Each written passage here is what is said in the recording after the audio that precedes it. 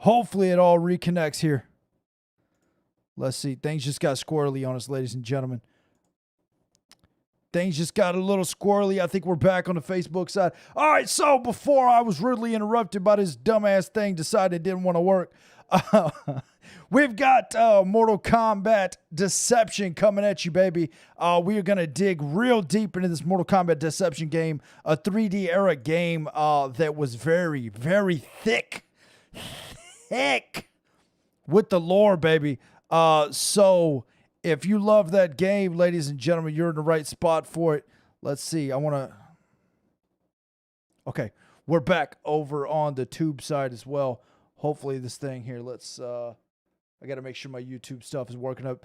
Hold on, we got people here. We got John, we got Johnny, we got Tony, we got Tristan, we got Chris, we got Tyler's in the building. Oh, no, son, I appreciate y'all. We're all back in here. I appreciate y'all. Robert, I'm doing fantastic. Make sure you see my message in group chat. Hold up. You don't yell at me when you talk. Oh, you're good. You're good, baby. I was able to get it all figured out. All right, so here we go, ladies and gentlemen. We're going to kick off this intro, and we're going to get my man MashedSphincter in here. He is a fellow streamer, a Twitch streamer, and a head, baby. You'll know him from being the stuck in ICU watching the boss. What, Danny?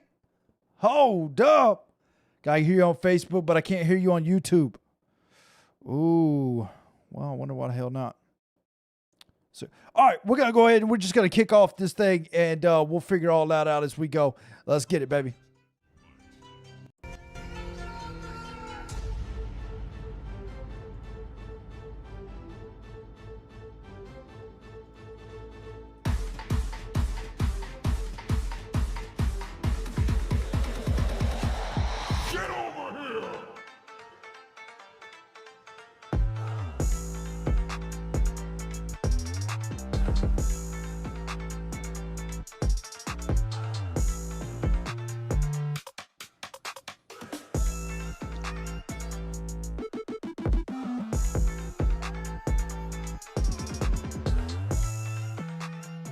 Welcome to MK Heads Podcast. My man Mashed, how the heck you doing, baby? What's up, my boy? How are you? Chilling, my man. Chilling. I'm excited for the podcast tonight, man. I think it's gonna be a good time. We got an absolutely fuego game to get to. But before we push any further, why don't you give these people an idea who you is if they don't already know for some reason? Let them know. Well, some of you might know me from Manic's Xbox Season 1 tournament. I was the winner for that, actually. And Facts. I'm also a small Twitch streamer at the moment, and I'm trying to grow my following and just kind of get my name out there, so. Let's go.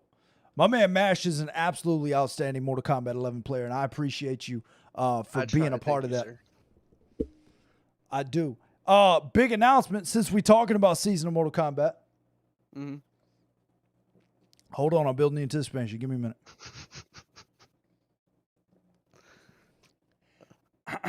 Season 4, ladies and gentlemen. Season 4 is going to be a bit different, but we are starting that next week. Season 4 of Mortal Kombat 11 and 10. We're going to do both. So every time you log into the stream, baby, it's going to be a whole different thing. We're going to be doing something different. Something different, baby. So my supporters over on Facebook, guys, if you guys have a question, we're going to open it up for questions for you guys. So I tell you what we're going to do. We're going to do money symbol next in the queue, and get yourself in that queue if you've got a question, and we'll see if we can hook it up and get you an answer to your question on Mortal Kombat Deception. Or you know what, we could probably just get into some lore if you want to. But I tell you what, why don't we kick this thing off with one of the most fire intros in Mortal Kombat history? Hands down. What do you say? What do you say? Oh yeah. Let's take a look at I'm ready. I'm ready for it. Our very first look at the Onaga, ladies and gentlemen. Here we go. Let's check it out. It was not by chance that this struggle came to be. The blame falls squarely upon my shoulders for giving evil the chance it needed, and therefore fulfilling an ancient prophecy. Raiden's Earthrealm champions had failed to stop the Deadly Alliance from fully resurrecting the mummified army of the Dragon King. In the end, only Raiden himself stood between Earthrealm and total destruction. Defying the Elder God's wishes, he alone challenged Quan Chi and Shang Tsung in mortal combat, Earthrealm's last hope for freedom.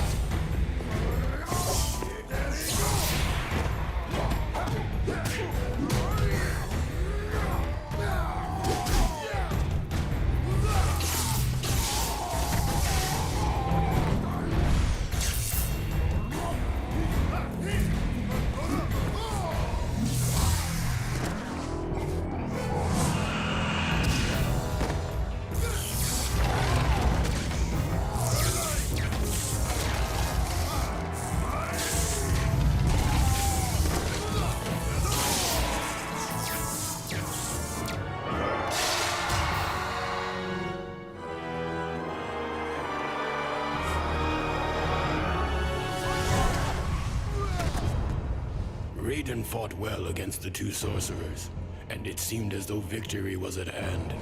But the combined might of Quan Chi and Shang Tsung proved to be overwhelming, even for a Thunder God.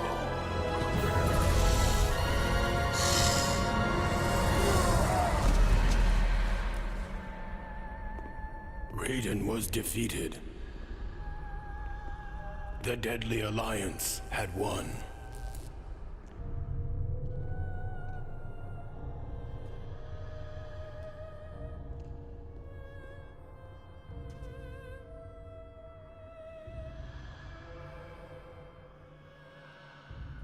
Their victory was short-lived. As suspicion and lust for power overcame both Quan Chi and Shang Tsung, the former allies turned on each other. The Deadly Alliance was no more.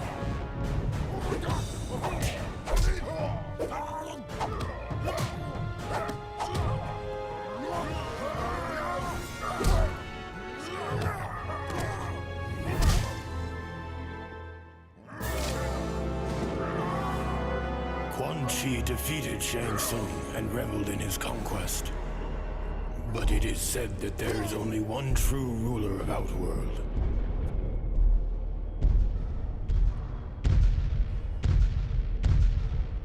And that ruler had returned. Who?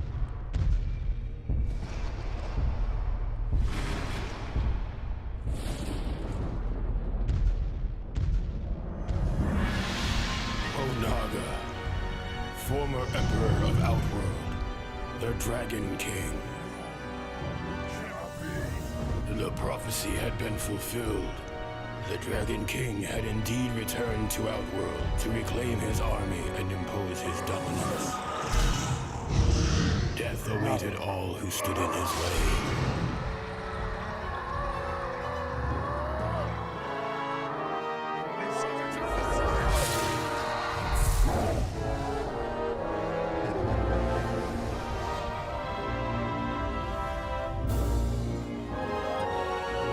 And so it was that a new alliance was formed out of desperation.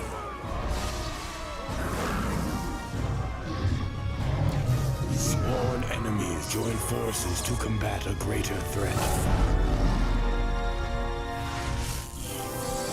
Raiden began to realize that even their combined might was not enough to defeat the Dragon King.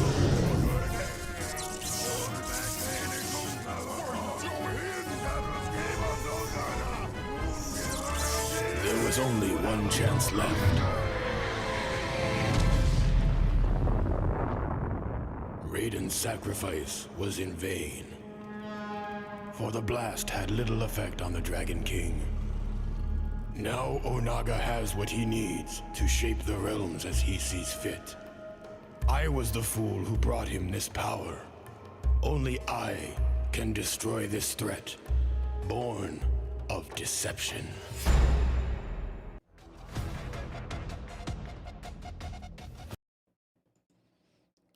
Let's go. Man, that intro to It this was day good. gives me chills, baby. You know what I'm saying? The animation in it is still slick, in my opinion. Too. Well, that was a 4K remaster, so that's not fair. But But still. some great characters out of this game, though, man. Oh, yeah. Shujinko was a Fuego individual. Onaga was straight fire. Obviously, we all know how much I love Onaga. Well, and I thought they had really good new playable characters in the game as well. There was You a know, lot. lot of people don't like. I know Cobra gets shit on a lot Ass. in the game. Yeah, because he's just the kin. Mortal He's booty. Kombat. He's Ken, yeah. Yeah. But no, I definitely liked Havoc and Hataru for sure as the new playable characters in the game. Raiden tried to say ta ta ta ta ta Thunderkav woohoo, man. And die in vain.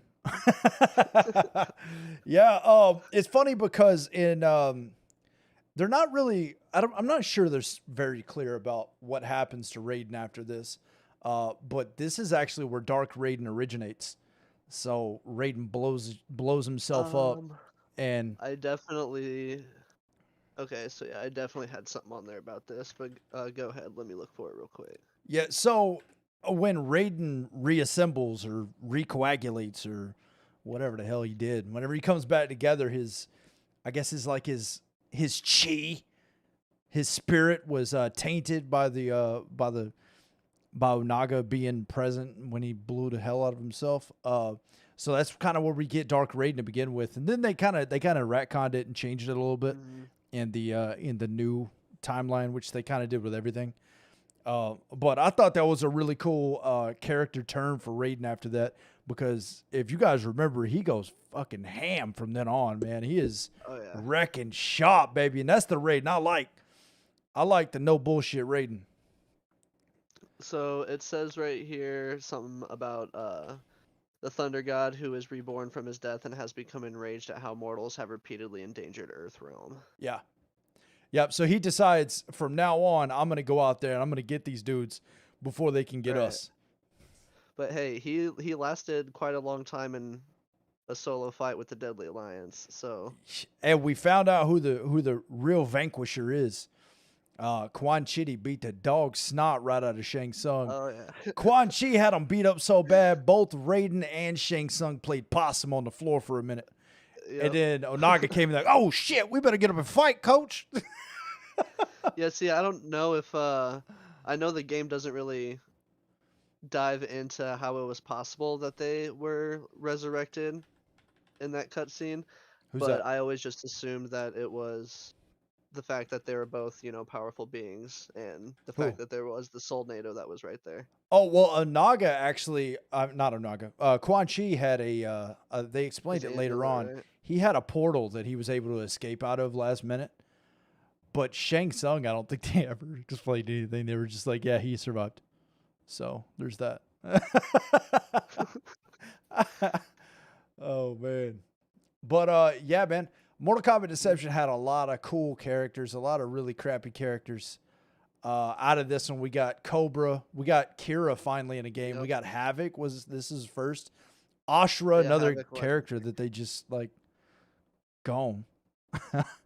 I don't know what they tried to do. Johnny said my 1-year anniversary following you is on Thursday. Let's go, baby. I appreciate you being here, my brother. Yes, what's up, Johnny? Johnny being a fire individual. Yeah, Ashura. I didn't really mind Ashura all that much. She was a decent character in Conquest mode, and she was different. She had the Chris as a weapon. I like the Chris in my opinion, but I think she got a lot of flack because she kind of looked like a female version of Raiden. And they did that with Frost, too, and it was like a female version of Sub-Zero. Like, really, you're just going to give us female versions of everything? Like, that's what we're going to do now? Just like Li Mei as well. Li Mei is supposed to be the, female version of fucking Liu Kang, pretty much. Yep. Yeah, so, I don't know. Obviously, Midway struggled. This game released early. Or, not, I guess not early. It released prior to the developers being able to finish it. There's a lot of we were talking about a video I watched yesterday. It was or the other day I watched it. It was like a 16 years later, and he was going through all the things that are like, this is in the game but not finished. There's so much of that stuff in the game. So I wonder I don't think we'll ever find out, but I wish that like we could talk to somebody from Midway that was in the rooms and kind of had an idea of where they were going with a lot of this stuff, because Yeah. there's a lot of missed opportunities. What look like shortcuts, it may not have been shortcuts. They may have just been, they ran out of time, which happened at Midway so much, where they had to rush a game to completion to get it out of there. It was like grandma's boy in there. Yeah, I definitely think that they had planned on some point of letting you roam back into Shujinko's village in Earthrealm after going through the whole rest of the conquest and like defeating Onaga and everything. Because, like we were talking about, you were supposed to be able to go inside that monk temple that was in Shujinko's village. Yeah. But they just basically scrapped it, and now Yeah. you can't do anything. Just didn't happen. But yeah, Ashra, Deception had a great story mode, although repetitive, it was still fun. Yeah, this is one of those games that I look back on and I'm like, man, that was such a kick-ass game. And we've went through and we played it a couple times in the past year or so on the stream, and like, God, it's the same damn thing over and over again. There's not the, Hey. it's not, the games have come a long way. I understand that. Oh yeah. You know what I mean? Oh, yeah. Storytelling has come a long way. This game did not do a great job of storytelling. But we got some really, this was probably the most lore we've ever got out of a game. Really. I mean, I would agree with that for sure. There's a lot of and whether or not you see it as canon, like even if it's not, there's a lot there is, yeah. to it that you learn in the conquest mode for sure. Did you watch at the end of that video we were talking about where they replayed all of the recordings of the voices backwards? Like, Yeah, there's yeah. some of those are like, oh, Goofy. okay, all right. And then it was some Yeah. other shit like, we made this game for our homies. Eat your vegetables. Like, there's some weird ones in there, Right. but there's some Oh, lore yeah, in there they're all too pretty- that they kind of tell you. You know what I mean? Yeah, I remember seeing that part of the video. It's been a minute since I had watched it. I probably should have watched it again like last night before we did this, but It's a solid one. It's a solid video. Ashra was my main in this one. Ashra, I think, was a lot of people's main. She, her moveset was wild. It was wild. So yeah, so is there a specific character you want to jump right on into, or we just go down this list and talk about them one by one? How you want to do this? yeah, man? yeah, we can go down the list if you want, man. Okay. We just kind of talked about Ashra. Ashra is she was a demon that you came across in Netherrealm, I think is where you found her. And she Yeah, was yeah. the only one that like there was something about her having she was a demon, but there was something about her spirit that made her odd. What was it? I can't remember. I'm not sure about her whole spirit thing, but I know that she was searching for like redemption by killing like other demons with her magic sword, which was called the Chris, and that's what her third Yeah. variation variation of fighting would be. That's why she was And looking for she Ermac. basically seeks to destroy Ermac, Yeah. and Noob in order to gain full purification. Yeah. Really. So Daru. Kind Who? of bad. Who's that? Yeah, it's kind of bad. You mean Oh. Morpheus, right? Oh, right. Yeah. Oh, which brings me right to the next character, Darius, which was Blade. This is back Pretty much. before they even cared to get the copyrights for a character, and they just ripped him right out of the movie and put him into their game and gave him a different name. Yeah, I think the only part he really played in Deception was being, the leader of the Resistance in Cedo. And then you went over there, hey, you the leader? He's like, yeah, I'm the leader. He's like, all right, well, I came here to beat you up. So I'm going to beat Right. you up now. You beat him up, and he quickly disappears from life. Never seen again. Thank God we never saw him again. Yeah, if I remember correctly, he had like a broke-ass moveset. And online, it was just Darius would go in on you. Oh, so the next character is one that I wish we would have got this character in Mortal Kombat 11. And I Dude, thought we were was going really to, hoping. because in the MKX comics, he had such a huge part in it. And that's Havoc.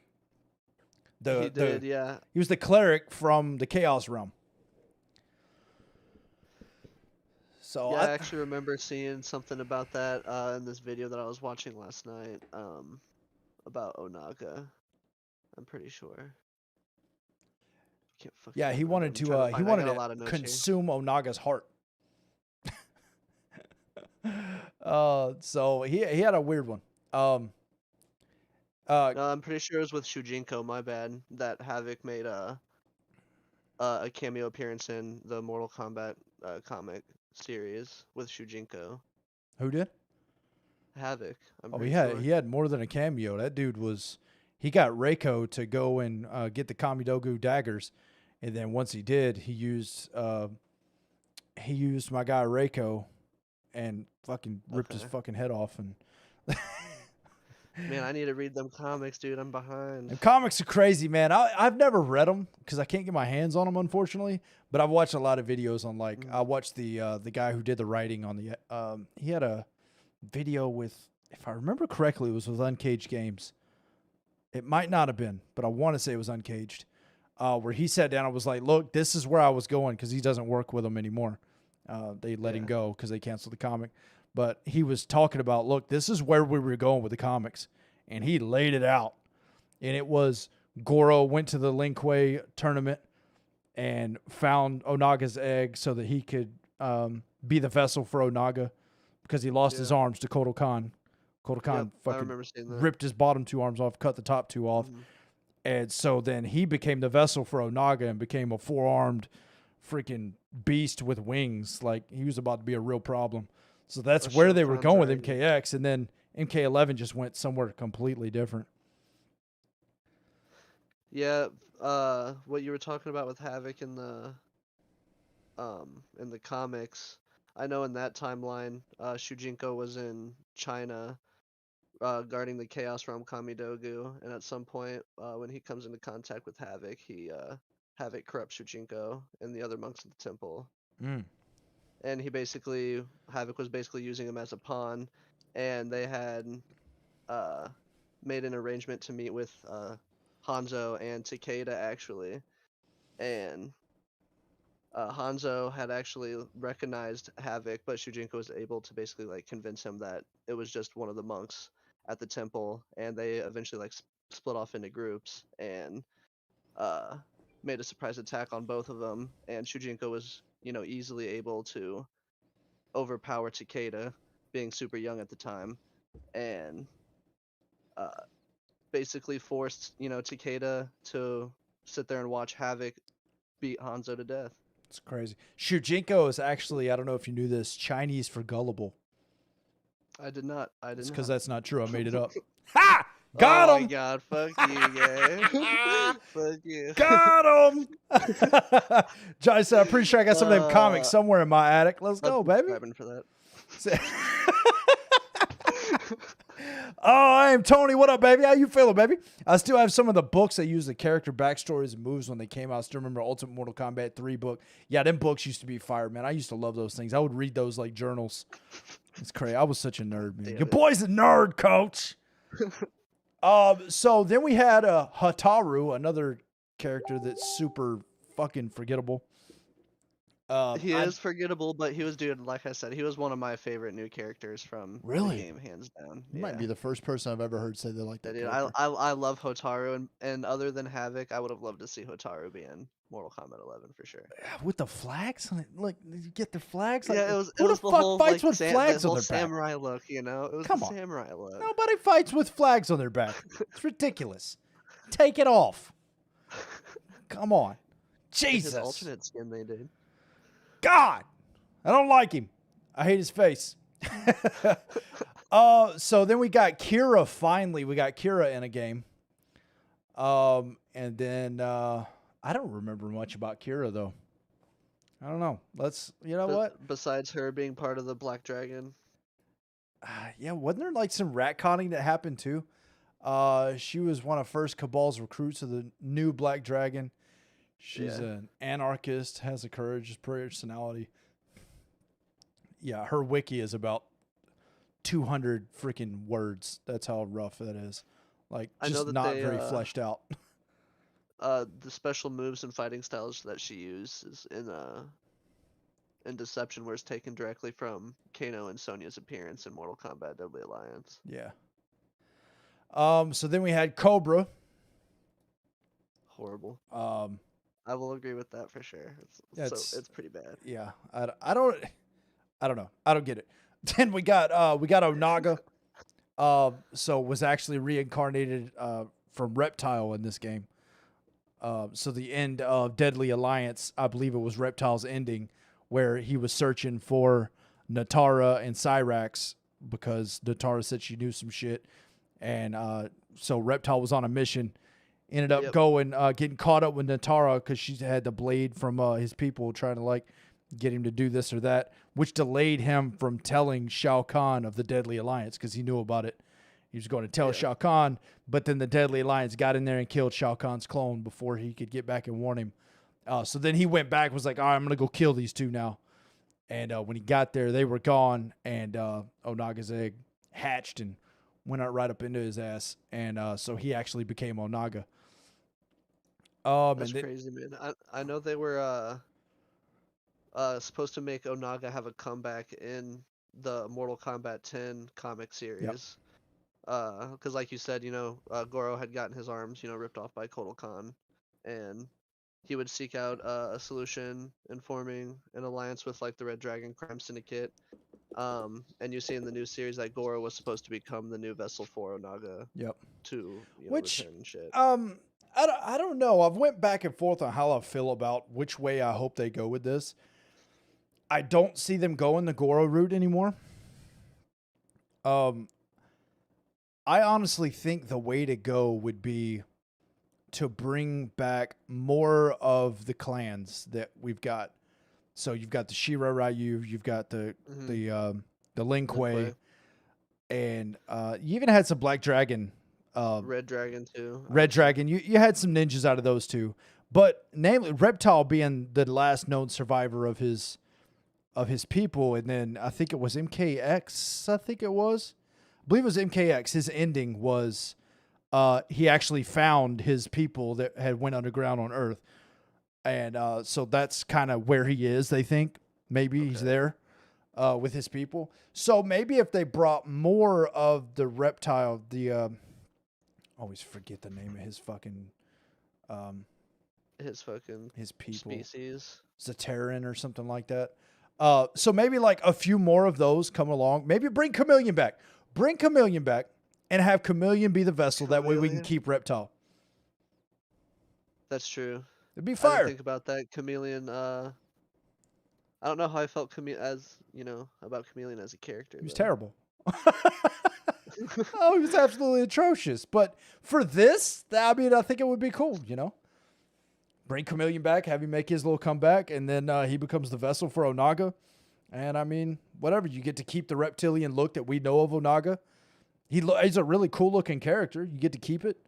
I think it'd be all right. But since Liu Kang is Onaga, I don't think we're going to see that. You heard about that theory? That's been my theory for a while. Is that Liu Kang is Onaga? Oh, Liu Kang is at the very least a descendant of Onaga. See, I was, diverging myself into that lore more last night, and I was definitely hearing some stuff about that. I don't know how I feel about it, but Cetrion says it in one of her entrances with Liu Kang on Mortal Kombat 11. She says, "You have the fire of Onaga," and Liu Kang said, "I am not in any relation with Onaga." And she said, "Mortals always think they have it figured out," or something of that effect. Yeah, but you always have to. It's always touchy when it comes to intros and tower character endings because they're not canon for sure. They're definitely not. Well, they give you some things are canon, like little bits are canon. But I'm just saying, Onaga, the Dragon King, Liu Kang turns into a dragon. He shoots fire. I'm just saying. And look, listen to the people Liu Kang has beat and explain to me how this shit makes sense. He beats up Shang Tsung and Goro in Mortal Kombat 1. In Mortal Kombat 2, he beats up Shao Kahn. In Mortal Kombat 3, beats up Shao Kahn again and Motaro ass. Okay. And how is this mortal dude just because he fights good, he can beat these people up? Come on. Come on. Yeah, wasn't it supposed to be the whole thing of like him unlocking his powers of like being able to use fire and shit like that though? Yeah, I mean, if you were going to try to make a comeback underneath the god's nose, underneath Raiden's nose, because, I mean, let's be honest, Raiden is one, I mean, I can't think of a more powerful god than Raiden. I mean, other than the Elder Gods, but they're a different level. Yeah, You have besides the Elder Gods, Elder, then you yeah. have the gods in each of the realms. Raiden was hands down the most badass one on the planet, in all the realms. So what better way than to go to that realm, become the champion, earn the trust of the most powerful god, and then sneaky just kind of slither your way in there. Pow! It's Onaga time, baby. Yeah, I think it would definitely be a good idea if they were going that route for Onaga to disguise himself in the body of the Earthrealm champion for sure. But I'm not sure it's going to happen because we just got done with Liu Kang being a bad guy. And I think the player base was not very happy about Liu Kang being the bad guy because he'd been the good guy for so long. But he was So- also the bad guy in Mortal Kombat 10 though. That's what I'm saying. He was all of Mortal Kombat 10 and half, I think, the better part of 11, right? Yeah, most of Mortal Kombat 11 he Was it Still, Aftermath that he cleaned up, or was it before Aftermath? I can't remember. But I'm yeah, pretty sure it was we're getting off on a after. tangent. This happens. It happens 100 times when we're talking about these things. Charles said, I love chess combat and deception. I wish they just adjust the rules and settings menu. I still love it. Yeah, that whole the go-kart thing and the chess thing, it was different. The go-kart was Armageddon, right? Was it? I think Yeah, you're right. they had Yeah, you're right. puzzle combat That's and right. chess combat. Because they had the big heads. That's right. Yep. That's right. But What dude, if chess combat Onaga was comes back amazing. and Shang goes back to fighting for Earthrealm to defeat Onaga? Ooh. Ooh, what if would. Shang Tsung sticks around? New timeline. We're going to run off in these tangents about 30 times tonight. What if Liu Kang resets the timeline and makes it so that Shang Tsung is not kicked out of the Mortal Kombat tournament when he's fighting for Earthrealm? There's no Shao Kahn to teach him the soul magic. So Shang Tsung just stays on the Earthrealm side and never becomes the cunning disciple of hatred that he is. Maybe. I definitely don't think he'd be as powerful. For sure. But- Absolutely not. No, he'd have to come up with something else. I I don't mean, know. shit, he got bodied pretty quickly by Quan Chi, even though he was dealing with the dark arts, you know? Well, Quan Chi has got Shinnok's amulet, so that dude is, you know what I mean? He's OP as shit. You know. You're right. You know what I mean? No so lies protected. yeah, man. So I mean, I think something would have to happen with Shang Tsung's character for him to be able to do that, because Shang Tsung is a motherfucker, boy. That dude stays one step ahead. Chess moves, not checkers. And he got beat by Liu Kang this time, more ways than one. But right on. You're right though. Raiden was God, so he's definitely fire. That sentence is making my brain hurt real bad. Right on. I'm trying to. Right on, comma. You're right though, Raiden. Okay, that's what happened. So my man got with the autocorrect, just put an extra period in there for no reason. I'm reading it like two separate sentences. My bad. What up, Nick? My guy, Madden. What up, baby? How you feeling? Yeah, Raiden was a god, so he's definitely Raiden's a bad dude. Raiden's a weird character, man. He does that weird thing where he doesn't want to do anything unless the Elder Gods say okay. He's like that. You ever work with somebody that just like refuses to make a decision until the boss tells them it's okay? Like, come on, man. You can figure this one out on your own. You don't need the boss to tell you what to do. That's I've Raiden. definitely worked with people like that for sure. That's Raiden. He is relate. that boss that like he's middle management where he's like, yeah, you have to show up to work on time. But yeah, my baby's sick, man. Wow, I'm gonna have to go talk to to my boss. Like, dude, my baby's sick, bro. Can you just say go home? Come on. That's him. What about Kano? Was he in Deception? Kano. Not as a playable character, but NPC. just about every single character up until this game's release. made a cameo appearance in the Conquest mode. Yeah, listen to this. Listen to this cameo appearance list. We got so many characters, and we got Blaze, Cyrax, Drahman, Frost, Fujin, Goro, Suhao, piece of shit, Jarek, Jax, Johnny Cage, Kai, Kano, Kintaro, Kitana, Kung Lao, Movado, Meat, Mocap, hell yeah, Moloch, Mataro, Natara, Quan Chi, Rain, Reiko, Reptile, Serena, Sector, Shang City, Shao Kahn, Shiva, Shinnok, Sonya Blizzade, and Curtis Stryker. We got cameos from everyone, Coach. Excuse me, that was wild. And fun Got fact, attacked. if the audience didn't already know this, Goro and Shao Kahn are only cameo appearances in the Xbox and PlayStation versions of Mortal Kombat Deception. In the GameCube version of Mortal Kombat Deception, they were actually playable characters. Yeah. And they had to add that random box too in the middle of the character select for the third row. Yeah, they had the GameCube, if I remember correctly, that one came out like much further afterwards, and they had like some ports that they were able to put in there later on. Some of you guys don't even know what the hell a GameCube is. What a weird console that one was. It had the little bitty disc. Remember that? Shits were like this big. It didn't sell well, but it was definitely one of my favorite Nintendo products. Yeah, sure. and it had all that stuff you could plug into the bottom of it and stuff, so you could use your Game Boy with it, all kind of stuff, man. GameCube was ahead of its time, man. Way ahead Nintendo of was its doing time. it, and then Wii was ahead of its time. Nintendo knew they're just about 10 yards ahead. They just need to slow the fuck down a little bit. Live in the current year and stop trying to jump to damn year 3000, Nintendo. All right? And put out some rated M games, for the love of God. Yeah, so man, yeah, there's just so much to talk about here.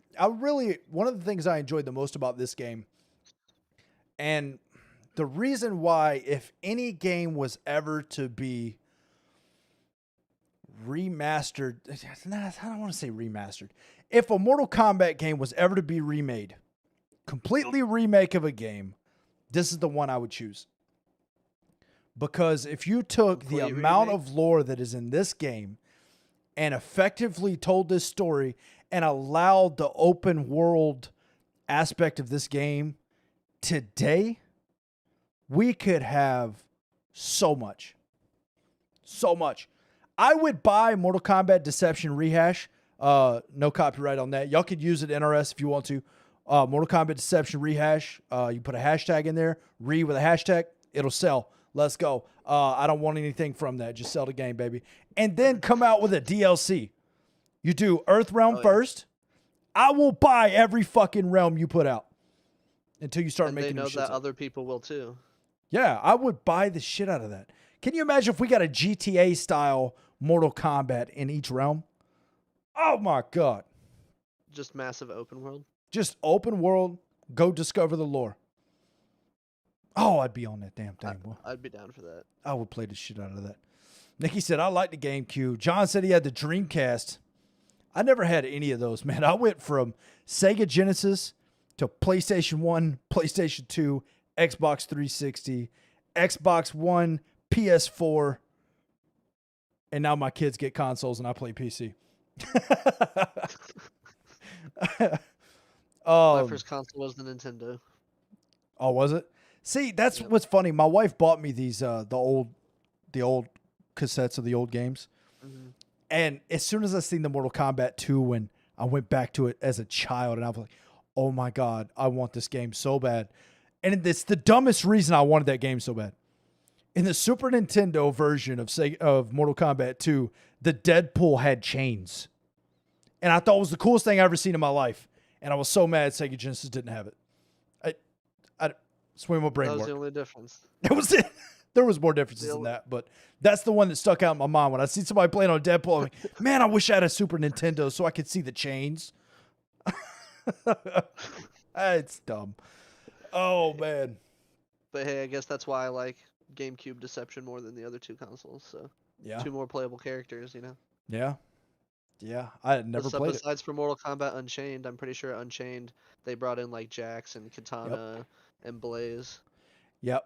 Yeah, there was a bunch of characters, man. Unchained. What was it? Was that PSP? It was a PSP port, and I'm pretty sure it was not Vita. Vita was way after that, wasn't it? Yeah, Vita was a bit further than that. It was also So, garbage. Yeah, man. I wish we could have got a little bit more looking back. I mean, this was when I feel like Mortal Kombat started taking a real turn, where they started really trying to tell you the story. They still constantly retcon stuff. They still do it today, but Yeah. they were really trying. And then after this, we got Armageddon, which was the biggest taking a poop I've ever seen. I mean, they had a direction. I feel like they had a direction Midway did. They wanted to go, and they just couldn't do it. I don't know why, but they just couldn't.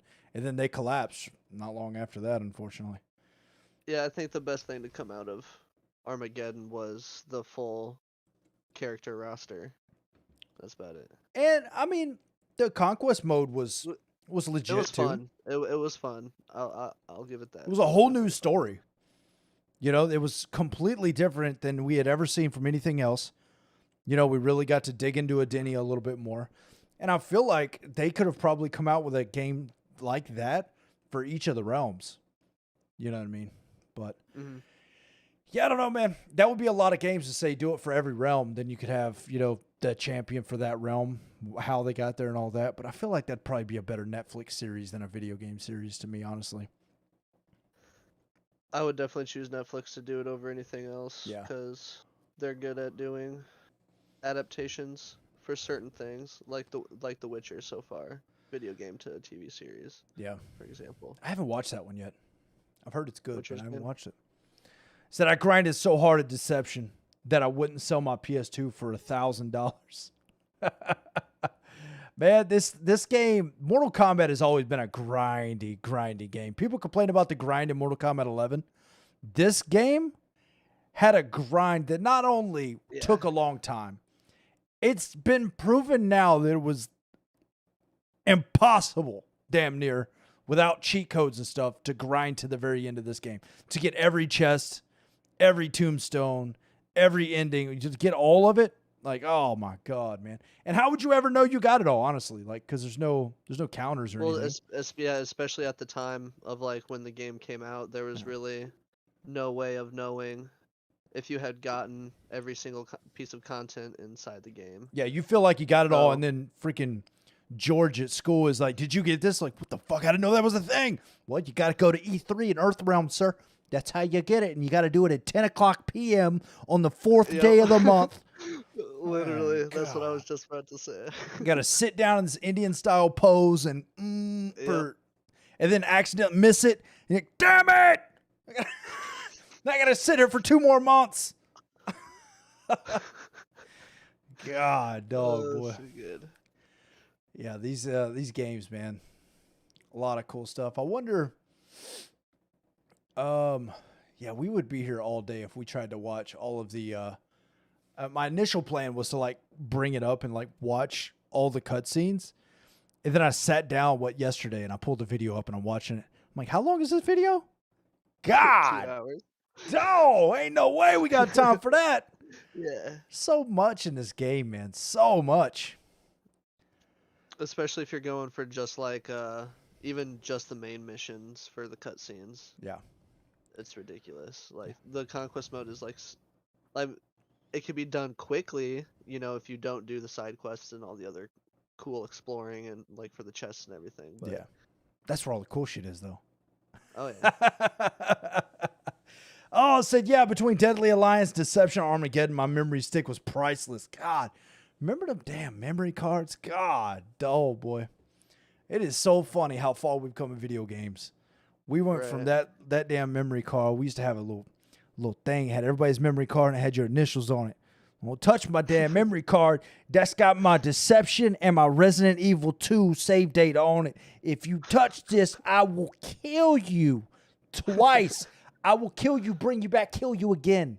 Do not touch my memory card. That stuff was gold. Stephen Harris, Medic Red, you fantastic, dude. No, baby, you fantastic. How you doing, baby? Boy, if you're doing how you look, baby, you doing good.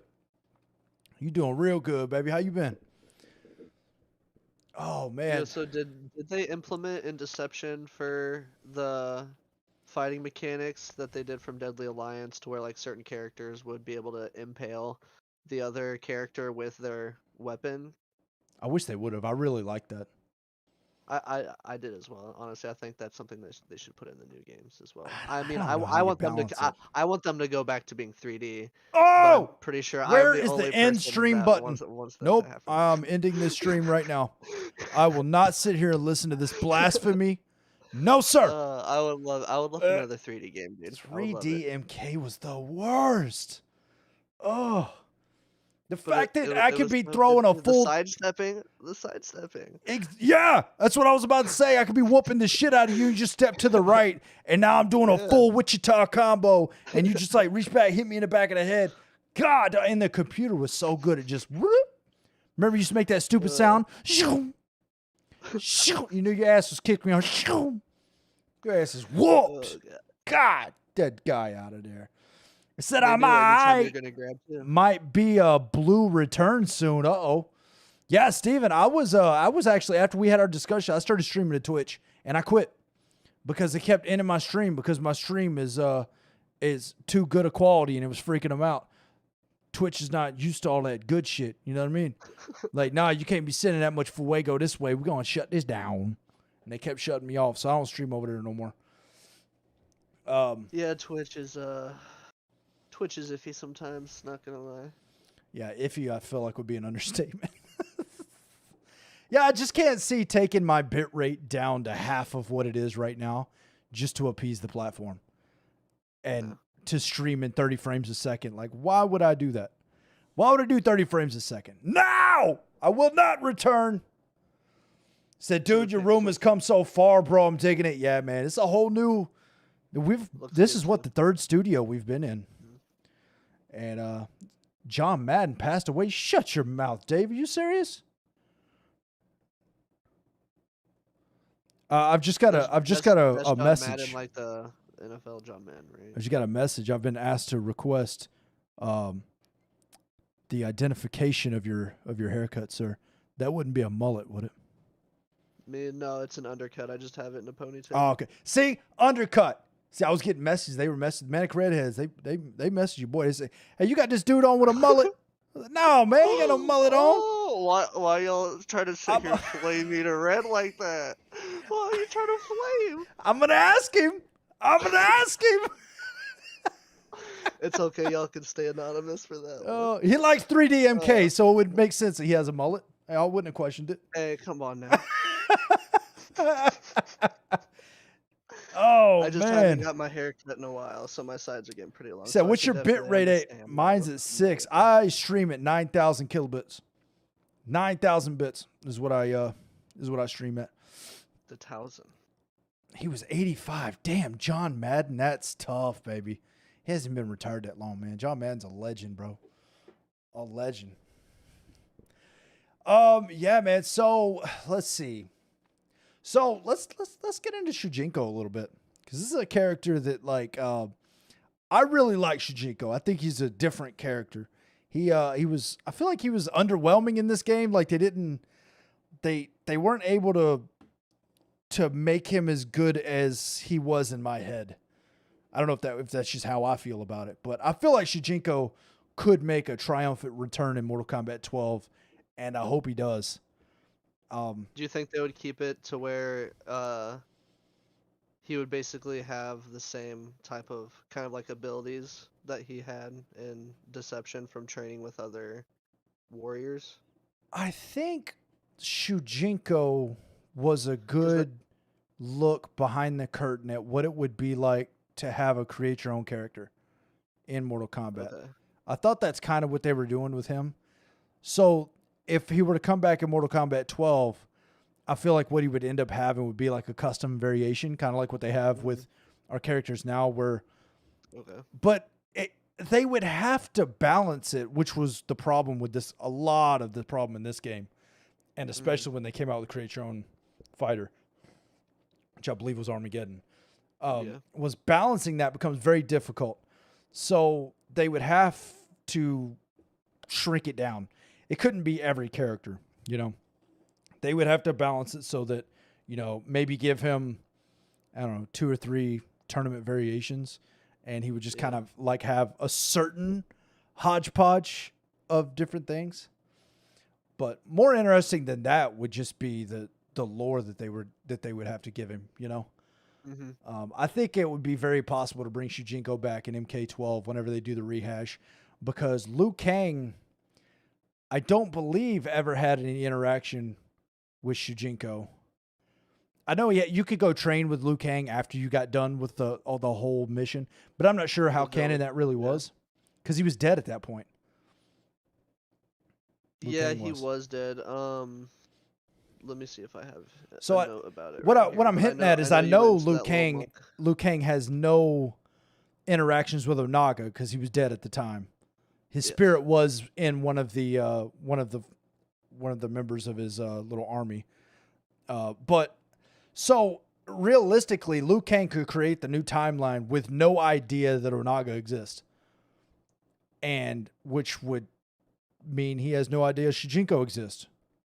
So then you could have Shujinko rehash this entire thing behind the scenes, and maybe the 11th hour, Liu Kang's like, "Hey, what is this over here?" You know, and you know, I don't know, but I think something could definitely be done with Shujinko. I would love to see him make a return. Obviously, I've talked about it 100 times how much I want Onaga to make a return. I think it would be solid for MK12. Yeah, I definitely think Shujinko should make a return. I know you and me were talking about it last night, about you and me being like the only people who actually like enjoyed Shujinko as a character. You know? Chat, are there people who don't like Shujinko? Are we alone? Am I crazy here? Am I crazy? Dude, let me get a hashtag Shujinko if you like you some Shujinko. On videos and articles and shit that I've read and watched, like, dude, he gets a lot of hate. Let me see. Like, just about the same amount of hate as, like, fucking, like, Dairu and shit. Oh, no, he can't be on that level. No way. It's not Suhao level, but it's definitely around, like, Dairu Hataru level. I'm gonna put a poll up on the Facebook side right now. He goes, I don't even know who that is. Who said that? Oh, Steven is not an avid MK individual. He's my man plays a lot of Zelda, so he would probably be super into that conversation we're having about the GameCube a minute ago. Oh, Zelda's my favorite character ever. Zelda? You don't even get to play as Zelda. How would that be your favorite character, sir? I know. I'm just seeing how many people in the chat I can. Oh, okay. We gotta shut up for a minute, Manic. I'm trying to troll. Y'all let me know what y'all think about Shujinko, man. Y'all let me know. Hell yeah, he was fire. Yeah, I think Shujinko, this was one of the first games I can recall, and I said this when I was streaming with Nerf Frosty too, that I can remember getting to the end of a game and being like, what? Are you serious? This whole game I've been doing that? Which is funny because when you watch that intro, right, I must have never watched the damn intro. Because at the end of the intro, it tells you very clearly that Shujinko is the one who did it all. So you should have known, but apparently I didn't watch that as a kid, or I was just dumb. Could have been that too. I don't know.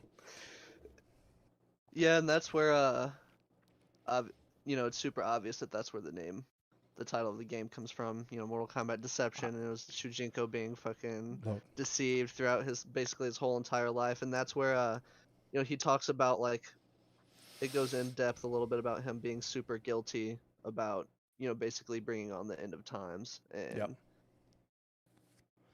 that he was deceived his whole life, because he was trying to be the best person he could be, and the whole time he was actually helping the fucking evil side. What's crazy is it got so far. He literally got all the Kamidogu together.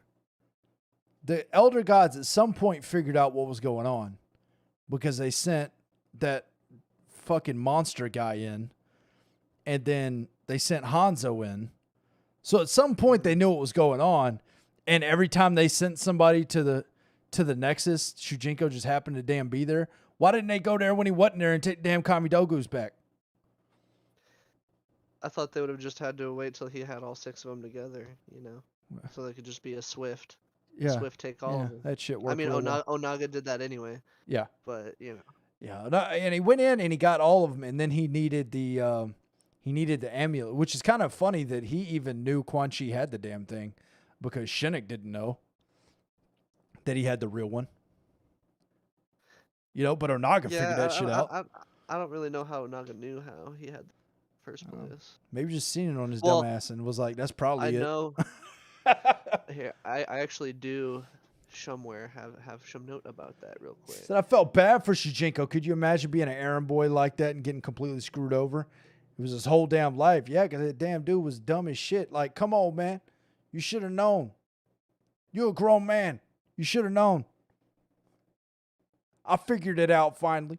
The Southeast Texas education system had me confused the whole game, though. I didn't know. I didn't know the whole time. Let me see what this daggum thing. Look, it's 100% people say Shujinko's fired. 100% of my chat. See, I knew I had fired people in here. I knew I had fired people. You just got the right people in the chat, man. Look, these Matic redheads are right, baby. They're right. They know what they're doing. Now, what's your opinions on Bo Raicho as a character? Not for just Deception, just in general.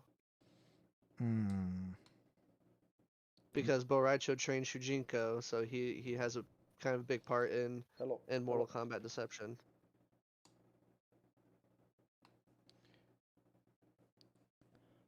So, this is... Sorry, give me a minute here. About to spit some bars for us. Giving it together. My man, Stephen Harris, dropping the 310 stars in chat, baby. I appreciate you, my man. Dropping them stars like an absolute boss, baby. Let's go. Sorry, I had to get that out of my system. It was eating me up on the inside. I had to thank my man for his stars. Bo Raicho. I think Bo Raicho would have been a cool character had it not been for all the farting and the puking. And here's my problem. And we talked about this with Nerf Rossi too. Here's my problem. I take Mortal Kombat a little too damn serious. Yeah. I'm aware of that about me. I get it. Relax, Manic. We put the non-canon characters in there because damn, we're trying to get some new people in here. And I'm sitting there like, he doesn't belong, sir. He doesn't belong in Mortal Kombat. You should like relax. All right. I understand that about me. I get it. But I don't know. I didn't like all that farting and throwing up and puke. I didn't like it. Bo Raicho as a character, though, as a canon, he's a cool character. Decent. He's originally from Outworld, come to Earthrealm to train the most powerful warriors Earthrealm's ever had. He's got a great storyline, a lot of really cool canon. If they just get rid of the Drunken Master stuff they tried to steal from Jackie Chan. Yeah. But, Bo Raicho is a cool character, minus all that. Have a great night, Manic. I'm out, dude. All right, Steven, I appreciate you coming through, baby. It was really a grind to unlock all of Shujinko's moves. 100%. He said, I want to see Shredder in Mortal Kombat 12. Why the hell not? Fuck it. I'd like Shredder better than fucking Rambo.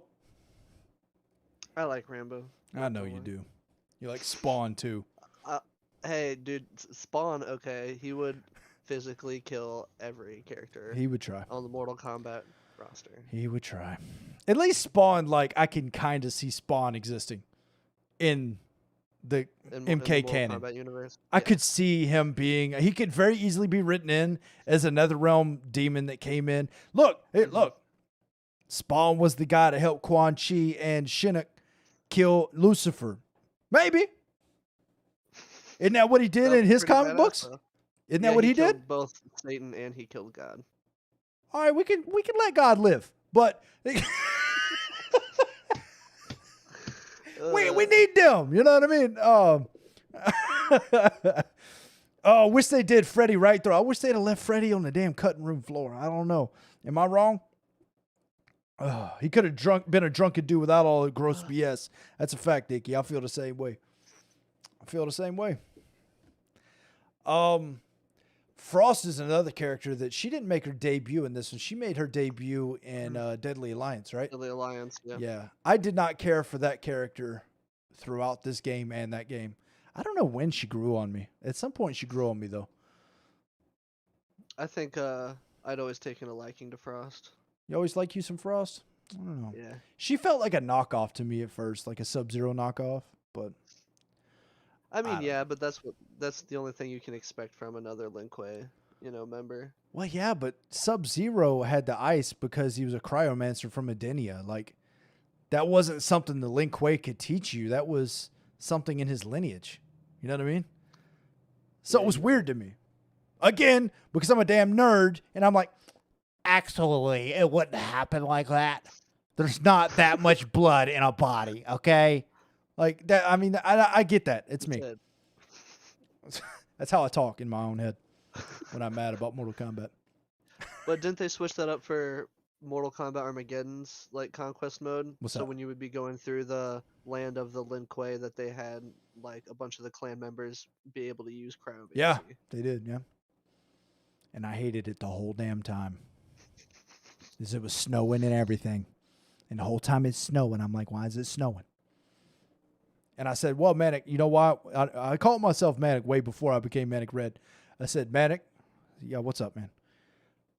They're in the fucking mountains, sir. It's snowing. There's ice everywhere because they're in the mountain. Maybe they're just throwing water buckets like in Mortal Kombat 95 movie, and it just looks like they're cryomancers. Maybe that, and it helped me sleep at night for a lot of years. So there's that. Fucking So let's see. We had Nightwolf in this game too. We love us some Nightwolf. Nightwolf's always been a good character. Kenshi's in this one. I like some Kenshi. I didn't like him at first, but I'm okay with him now. So we had punk ass Jade in this one too. She wasn't a punk ass yet though. She was okay. She was okay until Mortal Kombat 11. So we liked Jade back then. How'd y'all like Cyrax in Deception? Why he was really I like think, a non-character, really, wasn't he? He was an NPC, and I think the only time that he actually makes his cameo appearance in the conquest mode is in the Nether Realm. There's a part of the Nether Realm that you go to that's on the edge of the map. With Natara, right? So, yeah, and he's talking to. It was actually Shiva.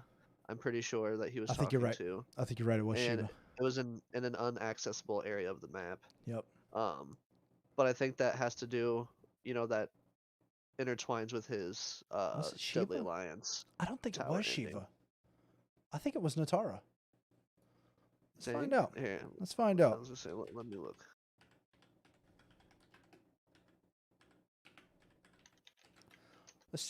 Let's check it out. Let's see. Mortal Kombat Deception. Let's see if Oh, it was Natara. You're right. My bad. it was. Damn, that boy memory is good sometimes. I can't remember what I have for breakfast, but I can remember that Cyrax was talking to Natara in a video game that came out in 2004. Right. Look, I can't explain to you the way this brain works. I've got shit locked away in there like the Toys R Us song and the giraffe's damn name. I got that kind of shit there, but I cannot tell you. Still too soon. Oh no, still no, too it's right on time. I used to work for Toys R Us, man. Shit broke my heart. Oh, Can't talk damn. about that. Ouch. When they closed? Yeah, we can't talk about that. Damn, son. I'll start crying on I stream. feel like I need to give you a hug, son. Come here. Let me give you a hug. Come here. Ritual hug. Oh man. Yeah, I've got some weird memories of Toys R Us. We'll leave that alone. Oh, story for another day. Yeah, back to the deception talk. Yeah, so let's see. What did you think about the idea of noob smoke? Okay, so that is actually one of the things I have on here that I was going to talk about.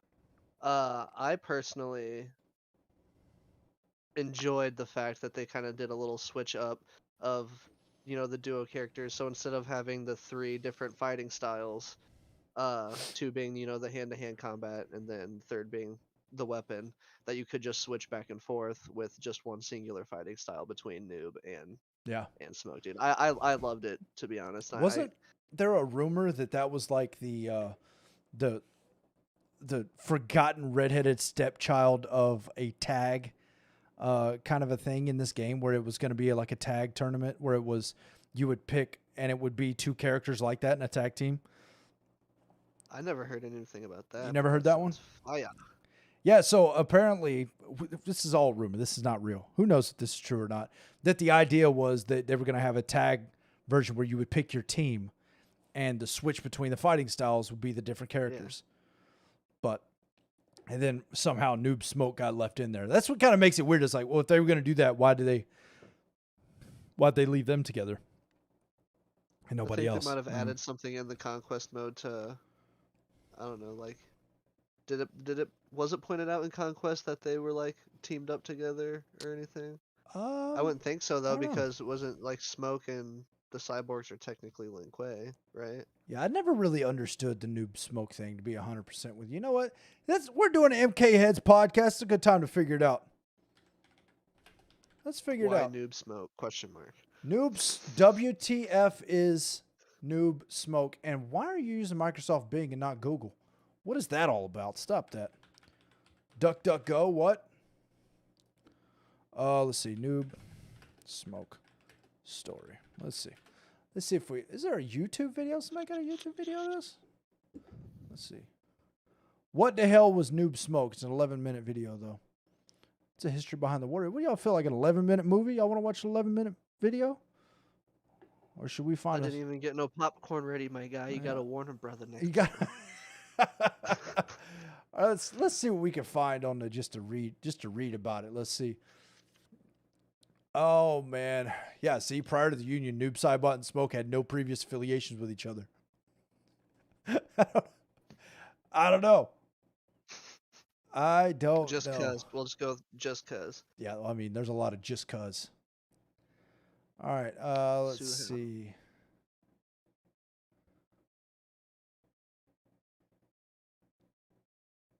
All right, during the aftermath of Mortal Kombat Deadly Alliance and the beginning of Mortal Kombat Deception, the leaders Noob, Saibot, and Smoke's inactive body in a prison cell, realizing that Smoke would be a perfect template for Noob's ambition to create an army of cyber demons. That's right, and to rule the Netherrealm.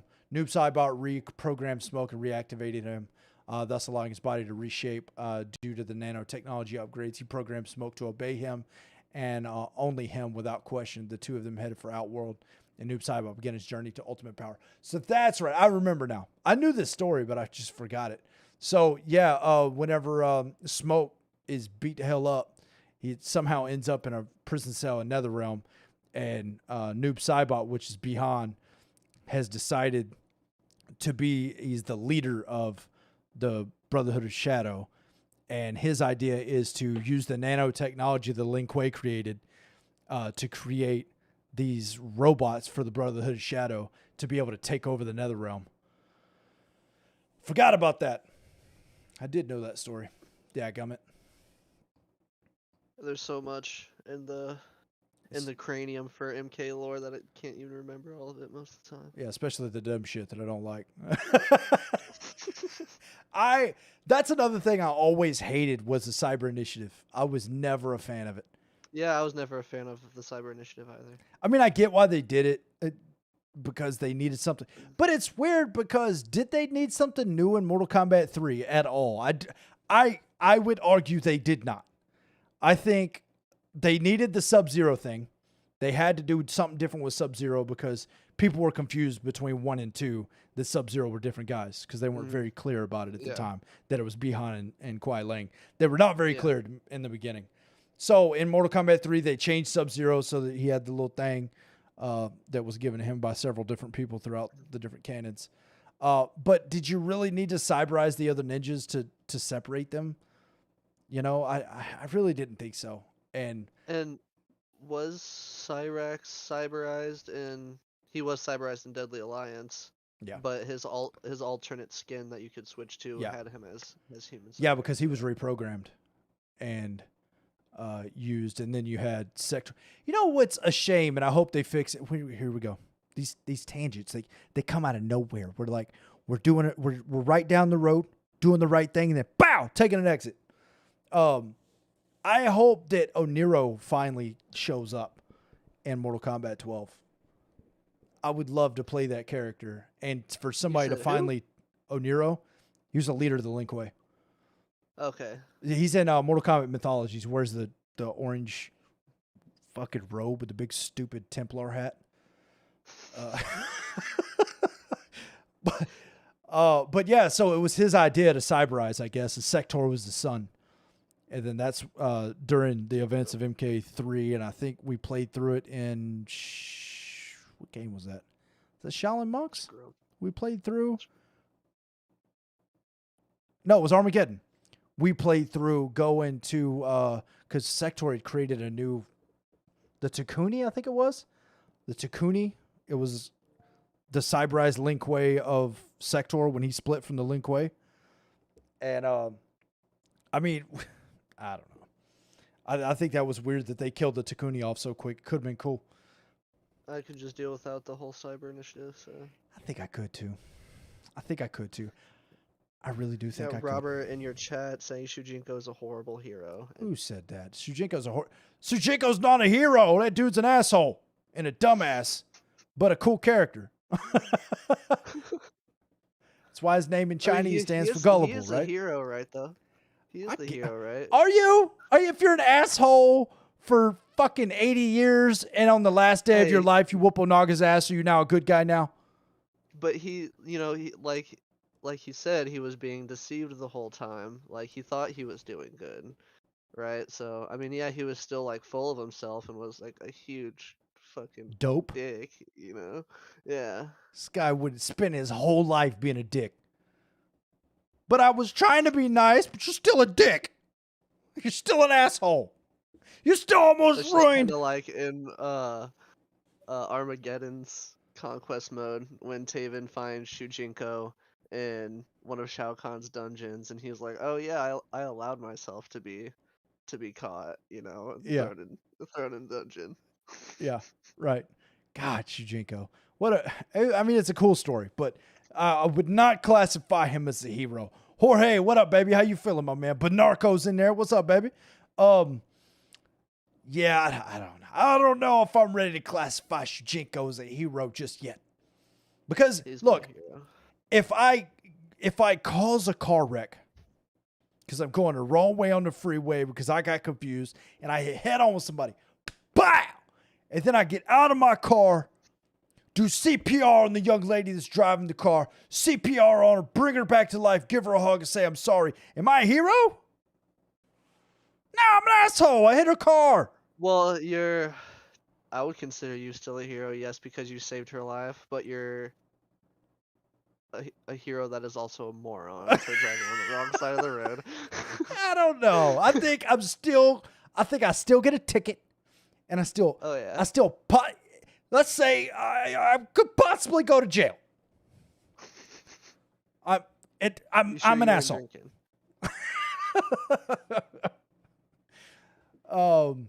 Yeah, but I don't know. I like Shujinko. I think it was almost lame the way that they had him just like a hodgepodge of everybody's characters, but at the time I thought it was really cool. And like I said, in MK12 they could have custom variations where you could do that thing, where you could put different, maybe not the special moves, but maybe like I don't know how you do. I don't make games. That's something I was going to ask you as well. Would you rather have MK12 still have a bunch of like different moves that you could choose from to make a custom variation of the character, or would you like to see them go back to the already custom fighting styles and then being able to use say one of Scorpion's katana, for example, as his third? I don't know. Or do we just retcon it all and give him his own thing? Just because, I mean, listen, they've done this with other characters. Reptile started in Mortal Kombat 1, and he had Sub-Zero's freeze and Scorpion's damn kunai. And they retconned that, and in Mortal Kombat 2, he had his own shit. So let's just do that with Shujinko. Let's create Shujinko's own thing. True. And yeah, that's what I would give like him to the see. Cole Young body armor. Don't fucking bring that up. I don't understand, guys. Why do my guests always got to bring this shit up? I don't understand it. We're having a good time. We're laughing. We're enjoying ourselves. Oh, I'm still fucking laughing over here. shit. Oh man. Let me use the. Oh, I can't fucking breathe. Yeah, God, that use the uppercut, Dad. God, I swear, if we get him in Mortal Kombat 12, I will never fight anyone who picks the character. If I'm in Combat League, I will take the L to not fight you. I say mocap for DLC Mortal Kombat 12. I'm down. I honestly, Oh really? Yeah. I'm fucking down. I honestly think that instead of those bullshit skins they kept giving us, I would have really loved to have seen a meat and a mocap skin pack in Combat League or just a DLC. I would have purchased it immediately. I would have loved that. Back sorting stuff out in my training for my new job tomorrow. Let's go, Connor. Taking in big steps, baby. That's what we like. Come on. Congrats on the new job, baby. I hope it's everything you ever wanted it to be, baby. Yeah, I'm pretty sure mocap's appearance in Deception's Conquest, you see him in, I want to say Outworld, but you can correct me if I'm wrong. But I'm pretty sure it's Outworld. And I can't remember why, I don't know, but his initial dialogue if you were to walk up and say something to him. But I know if you punched him, any dialogue that he had afterwards, he would just scream, "Ouch, my balls." Yeah. Yep. Yeah, he would bend over. Ouch, my balls. Like, God, you're so weird. They did some weird stuff in these games back then, man. Oh, dude, I loved it. Oh, the cheese was real. It's so good, though. The cheese was certainly real. Yes, I don't know. If I were to pick characters out of this game that I hope make a return, certainly Shujinko, certainly Havoc, Onaga for 100%. Onaga's main boss. Would you say NPC, or playable character? I'm good with the NPCs. Same. I really do miss there being characters you can't pick. Shao Kahn, Kintaro, Shang Tsung Goro, Mataro. Because here's the thing for me. What they like to do now is they like to come out with these games, and at the end of their lifespan, they release the characters and let you play them, which I'm cool with. I think that's cool too. But what they're missing is there's an opportunity here, because in Trilogy, you finally got to play these characters, and you were stoked because you never got to play them before, Mm-hmm. And that's what I really would like Mortal Kombat 12 to kind of become. I would like it to become the Mortal Kombat trilogy of this generation. Put them all into a game, and you have an Armageddon-style video game where you've brought there's some type of big bad, which I choose Onaga or Liu Kang, and you bring the characters from all different time zones, all different timelines. It's the best of each of those characters. You bring them in, and from there, they all fight and do whatever needs to be done, whatever the big bad is they decided to use. Yeah. Fearless said, "What headset is that guy using?" I'm not sure of the exact model. My chat is very interested in you. It is it's a Corsair headset, Bluetooth. Well, what brand is that couch? What? What? Look, the people want to know. Hey. They want to recreate your room in there. They want your mullet, they want your headset, and they want the couch. Not the mullet. Oh my god. Oh man, that's man, too good. So it's been good to see Kintaro again. I'm always down to see Kintaro or Goro. I'm always down to see those two characters. I love those two characters. I wish they would figure out how to bring Mataro back too.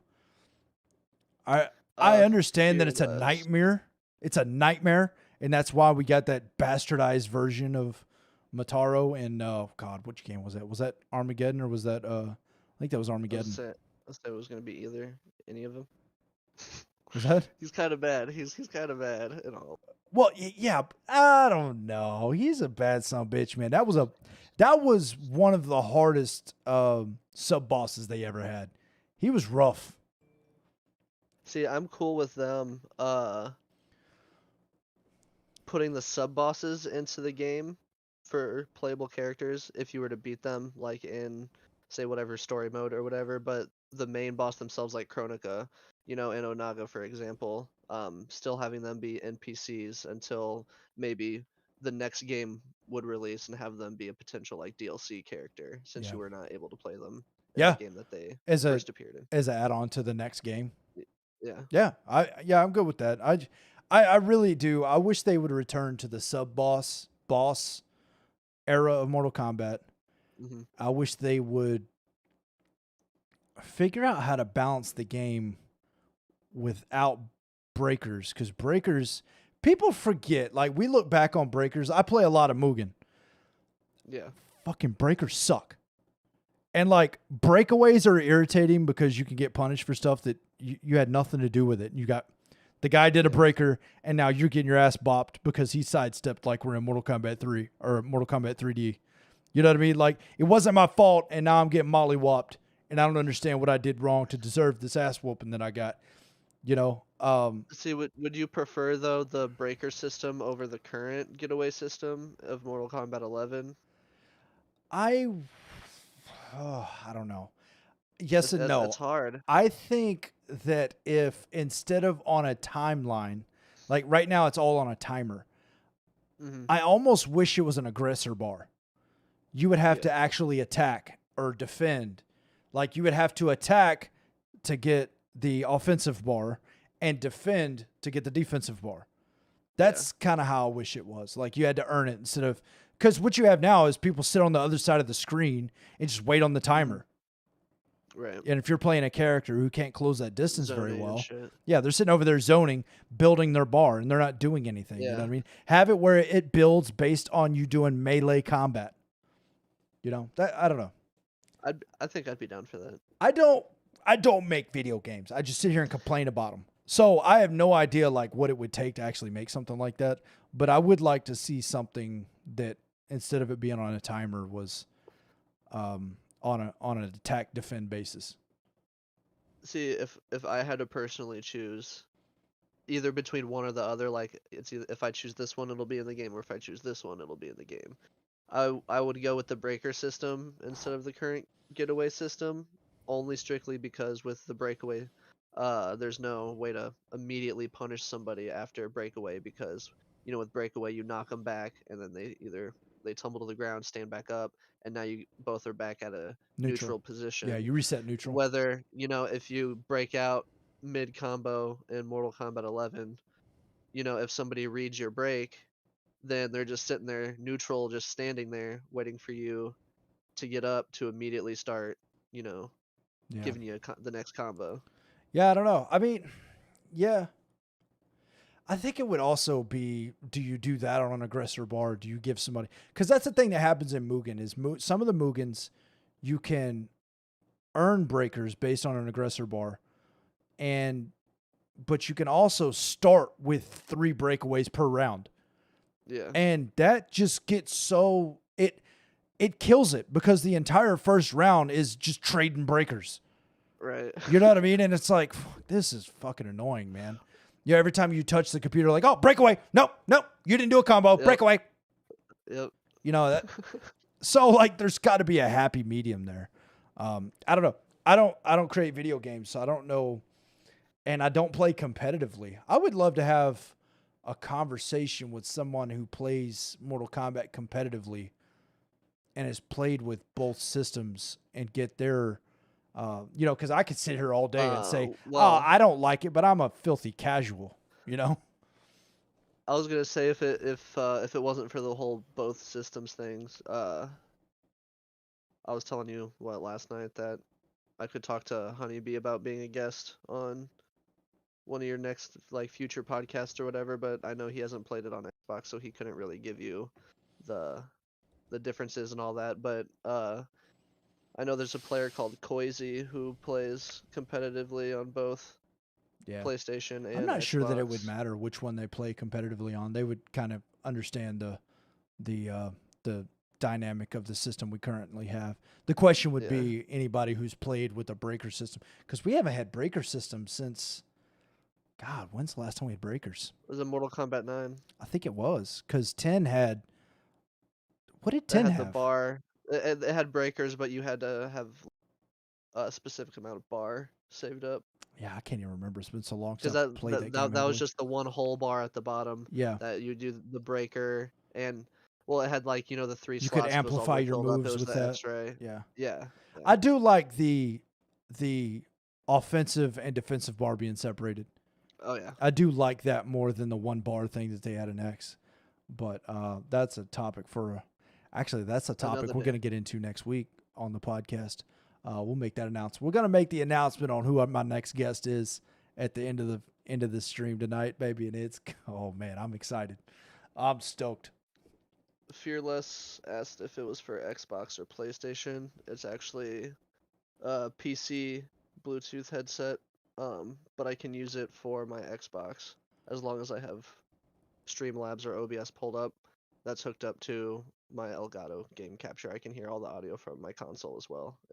Hold on. So you got you My have headset. see now you got me fucking interested. Now I got questions about your mullet. So Okay. when you got the mullet, how did they look at you in the barbershop when you went in there and said, "You know what I want? You know what I want? You seen want- Joe Dirt? I want the riff-raff. I want to be tiptoeing in my Jordans by the time I get out of here." All right? I don't have the shark teeth grills, man. I don't got 'em. No. So you have your consoles and your PC into your headset? Mm-hmm. We're going to talk about that. Indeed, sir. We're going to talk about that.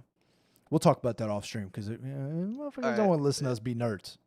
Because I get kind of frustrated with my current audio setup. That's a conversation for another conversation, though. So yeah, before we got off on that fucking mullet tangent, Yet again. it's when you see a mullet, it tends to dominate the conversation. It happens. Or a would-be mullet. That's what everybody thought it was. My daughter's boyfriend has a mullet, and it's fucking disgusting. It's the worst. He went from a Bieber cut to a mullet. Oh, okay. prefer the Conversation Bieber for cut. another day. Yeah. Let's move on. So, I really wish we would have gotten Havoc in MK11 too, because I think he would have had a really cool moveset.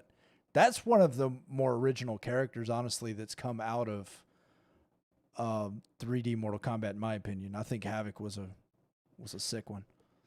And it's like, he didn't have like a huge like part to play in any of the lore up until like, present timeline stuff. Yeah. That I have not read about in like comics and shit like that. Yep. But his whole basically main objective in the fucking 3D era Mortal Kombat was literally just to cause chaos.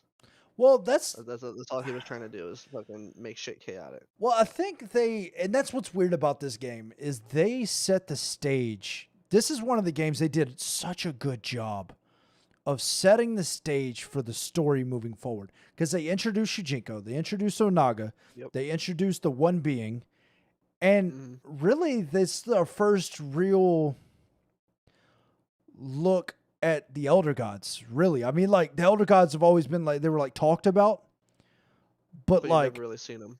yeah, in this one there was time spent on the One Being, which we had never heard about, and the whole thing about the One Being was the Elder Gods, and the One Being actually ate Elder Gods. That's what he ate. So they defeated the One got Being. quite a bit of shit about him on here if you want me to. Yeah, let's go. Let's talk about the One Being all day. To read some of this. A lot of it has to do with Onaga as well, but what I got right here is about Onaga and dawn of the realms, pretty much. And it says like at the dawn of time, nothing existed. It was like an empty void, pretty much. And in due time, two deities came into existence. One being the Elder Gods, and two being the fabled One Being. Both the Elder Gods and the One Being were all very powerful, but they didn't really get along with each other. And so the One Being basically was being the apex predator who killed and gorged off the remains of Elder Gods. Yep. And once the Elder Gods were outmatched in power, they devised basically a plan to take apart the One Being, like literally take him apart, and that's how they forged the Kamidogu. That would separate the One Being's consciousness and the physical remains of his body. would somewhat evolve into the realms in Mortal Kombat Deception as we had seen it Yeah. and currently know. Yeah. So the idea was that they splintered the one being's consciousness into the different realms. So Yeah. every realm, the life in that realm was dictated by the portion of the consciousness of the one being. So you had the chaos realm, which was, fuck everything. What do we call it? Neutral chaotic. If you're a nerd, you get that one. Let's go. A little D&D reference for you.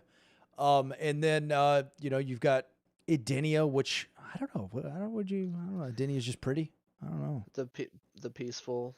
Yeah, they're I would just say, peaceful the and peaceful pretty side, and shit. the Zen side of the one being. I guess. And then you have the Nether Realm, which is all hate and discontent. And then you had Earth Realm, which is, never quit, I guess. Just keep fucking doing shit. I don't know. And then you had the Order Realm. So all these realms, there were 6 of them. So it was Outworld, which constantly just wants to take over everything. You got Earth Realm, which is never quit and stuff. Edenia, which is mad zen and pretty. Chaos Realm, which wants to see it all burn. And then you had, which one I'm missing? Nether Realm, which is hate and discontent. What's the 6th one? I'm missing one. So, I mean, in order that you visit in Conquest Mode, Nether Realm, Outworld, Chaos Realm, Order Realm, Edenia. Order Realm's the one I was missing. So yeah, so each of these 6 realms, which it turns out there's a lot more than 6, and they never really discuss, because Reptile had their own realm, and it's talked about over and over again that Shao Kahn has taken over so many realms. So they never really discussed that. But 6 main realms, I guess.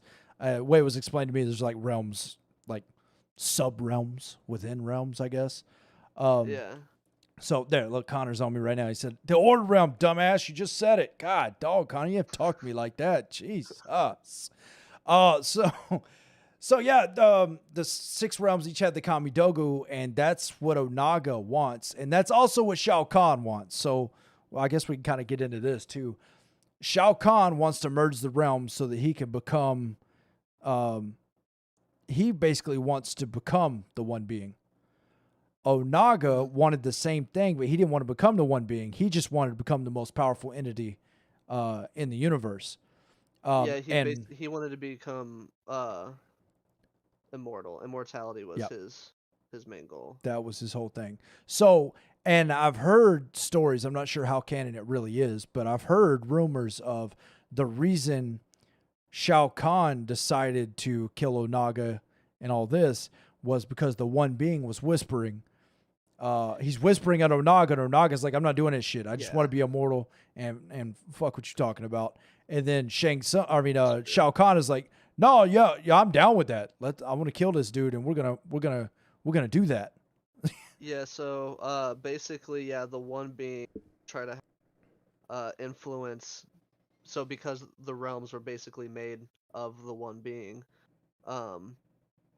each basically species on that particular or in that particular realm could potentially be a vessel for the one being to return. Yeah. And he would basically use his influence, and that's how you know that somebody was under the influence of the one being, is because the one being wants to merge all the realms together. Yeah. But Onaga being as strong with his consciousness as he is physically, he basically told the one being to screw off.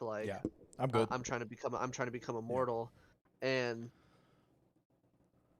Shao Kahn at the time, being Onaga's advisor, didn't agree with that shit. And so the one being's influence passed from Onaga to Shao Kahn. Yeah. And Shao Kahn then poisoned him because he knew if he tried to challenge Onaga combat, it was his demise, blah blah blah. At that time. And then later on, as Shao Kahn took over the realms, he became more powerful with each realm that he took over. And it's also kind of funny that Shao Kahn, obviously, it's known that he taught Shang Tsung how to use soul magic. Obviously, if he's teaching he didn't teach Shang Tsung everything. So there's stuff that Shao Kahn obviously knows that they didn't teach Shang Tsung. So he's several times more powerful than Shang Tsung just based off of that. And then you add, taking over the realms and all that. I mean, the dude got super powerful, which is why it took bringing the Elder Gods into the fight to beat him in Mortal Kombat 9. But Liu Kang can beat his ass fucking 3 games in a row, no problem. What the hell? Wait, okay, so you beat up Shao Kahn. Mortal Kombat 2. You beat him up. Bow. Out of there. Fuck your tournament. Moving on. Back to Earthrealm. That dude's got to leave us alone now. He shows back up. Nah, Pimpin', I'm coming to get Sindel. I'm going to kill you. You beat his ass again. Why would you let him get away from you? You got to cut that dude up Jeffrey Dahmer style and make sure he don't do nothing crazy. You know what I mean? Is that too soon? It's not too soon, right? We're good, right? You're talking about Toys R Us. It ain't too soon. Okay. All right. So, you know what? You don't let Shao Kahn scurry off to Outworld. You finish him, right? I don't know. I've never understood that one. If Liu Kang just beat this dude up willy-nilly anytime he wants to, like, why don't you turn into a dragon and eat this motherfucker? Like, I don't get it. I don't know. To me, in Mortal Kombat, it seems like unless there's somebody there to tell you to finish him, then you just got to wander off that's for what it is. another day. And Shao Kahn's always the one saying finish him. So I guess that makes sense. These brain-dead imbeciles just got to be told what to do. A bunch of Raidens running around. Now, how would you feel about if NRS came out and said that all the games are actually related and on a same timeline? It's just that certain shit may have happened in the timeline. So say, like, for example, there's a point in time before during the Battle of Armageddon where, Onaga comes and he grabs Shao Kahn and, he flies off with Shao Kahn, never to be seen again. Ooh. It's not said how Shao Kahn gets away, but he ends up coming back to the Battle of Armageddon, to the Pyramid of Argus, and absorbs the power of Blaze, basically almost becoming the One Being, and he kills Raiden. But before Raiden, dies, he sends a message to his past self, basically letting him know all the shit that happens so that he can prevent it from happening. Kind of. So, yep. So he must you think win. It could be possible that it could be all in the same timeline. It's just that Raiden has gone back, kind of like with his past self from his future self, and trying to switch shit up all the time. So you mean like the battle of the whole point of this was to not do the Battle of Armageddon. Like that's the whole person of he must win. That's right. The whole point of this is to not get to Armageddon again. Let's stop Armageddon. Yeah. We don't want to do that again. So what if in every timeline it always ends up with Armageddon anyway? It always ends up the same way. And he just sends different messages back over and over again. Yeah. Trying to get the right outcome. Mm-hmm. Yeah. I'm for whatever. There's a little time wibble wobble stuff in MK11, so I guess Yeah, I think that the idea of time travel is, one, overdone, and two, I normally feel like it's lazy writing. Normally. Yeah. However, in Mortal Kombat, I'm willing to accept it for this reason and this reason alone. Midway put out some ass video games. They refused to standardize the canon. They changed it with every damn game. Mm-hmm. We come out with Mortal Kombat 9. They're like, all right, guys, we're going to fix it. So they fix it. They MK9, MK10. They have some issues between the two as well. And then MK11. And I feel like we are right back at Armageddon right now. We basically had a different Armageddon is what we had. So now we get to start Mortal Kombat over again. Obviously, Midway didn't have a plan in the world. They had a kind of a plan. Taven was supposed to win, and they were going to reset everything, right? The difference is we got Kronika to reset everything. Fire God, Liu Kang. Cool. So we're right back at the end of Armageddon is where we're at. Yeah. So they have the opportunity to just cut the shit. Just put the damn games out. Just make fire-ass Mortal Kombat games, standardize the canon, and stick with it. And I feel like you could probably go on for a long time, especially since we're going to get to go back to all signs point to the great Kung Lao. And we finally get to see what happened in the 500 years since the great Kung Lao was defeated. Maybe even, before that. I'm not sure how far back before that final Mortal Kombat, because when the great Kung Lao won his first Mortal Kombat, we were at the 10th Mortal Kombat. Outworld was going to take over. Yeah. He wins. So then Shit resets. they bring, because Shang Tsung was the champion. They bring in Goro. Goro kills Kung Lao in the second Mortal Kombat, restarting the 500-year clock. And then we get to 500 years. That's where the events of Mortal Kombat 1 happen, when fucking Dragon King Liu Kang, Kitty Cat Liu Kang comes back, and he wins the first one, and then wins the second one, and then wins the third one.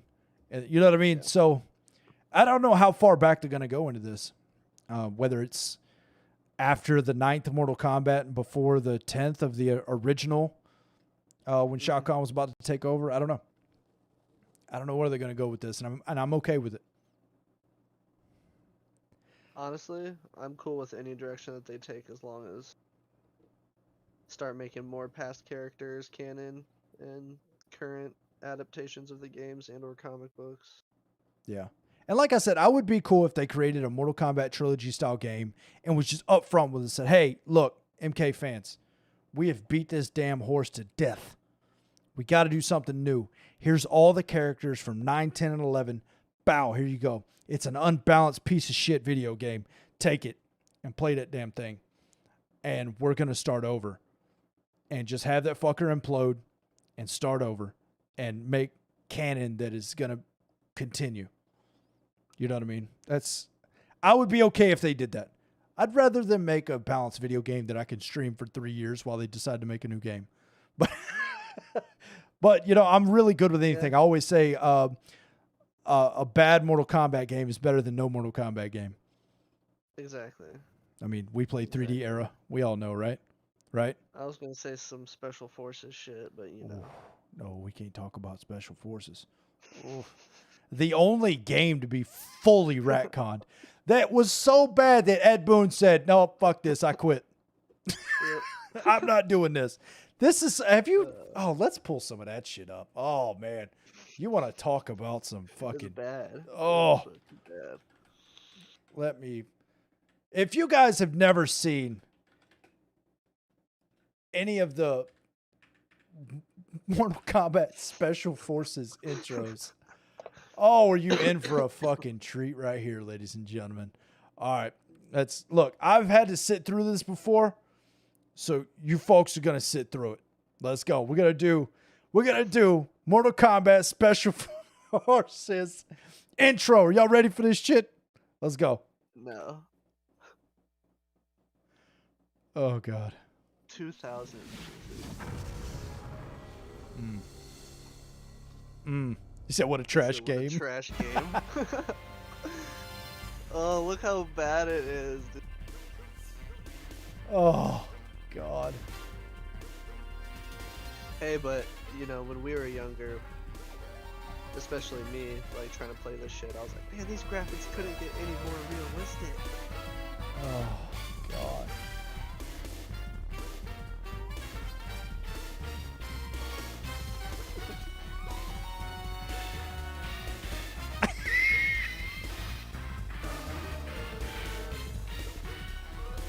What's up with the whole fucking, like, Archer music, too? It's like 007 style. Literally.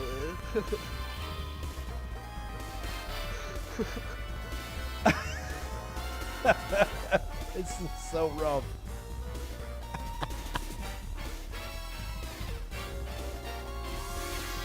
It's so bad. Woo. What? God, no, boy. Special Forces. Rough, coach. Rough. Goodness gracious, man. Yeah. Is this really Mortal Kombat or is it a joke? No, that was a game put out by Midway. It's the only Mortal Kombat game that Ed Boon was like, no, I got nothing to do with that. Alex said, hello. Can you dance for us? Oh, you don't want to see that, baby. You don't want to see that. I did do the put some respect on my name the other night, right, John? We did some of that the other night. Yeah, man. Midway. So, going back onto another topic of potential current canon, do you think it is possible that Shao Kahn has some of Onaga's either like power or DNA of some sort to make him partial dragon? Because it wasn't in like Mortal Kombat 9, 10, and 11 canon with each other, right? Yeah. So Shao Kahn's appearance from Mortal Kombat 9 to Mortal Kombat 11, and 9 appeared as just the OP human being, and now 11 he has more features of a dragon. Yeah, he almost looks And Shokin. Yeah. I know that there is info that was brought to light in the new timeline that tells us what happens to that specific like incarnation of Onaga, but during some of the intros, which I know we said could or couldn't be canon, Yep. potentially, it's implied that once Shao Kahn took upon the title of Khan, not only did he become the new ruler of Outworld, but he also inherited a fraction of Onaga's power. And it may be slight retcon for Shao Kahn's appearance from, like I said, from Mortal Kombat 9 to Mortal Kombat 11. But I'd be, completely okay with the whole idea of him having a fraction of Onaga's power so that they could actually potentially use Shao Kahn and further Mortal Kombat content of him being the next vessel for return.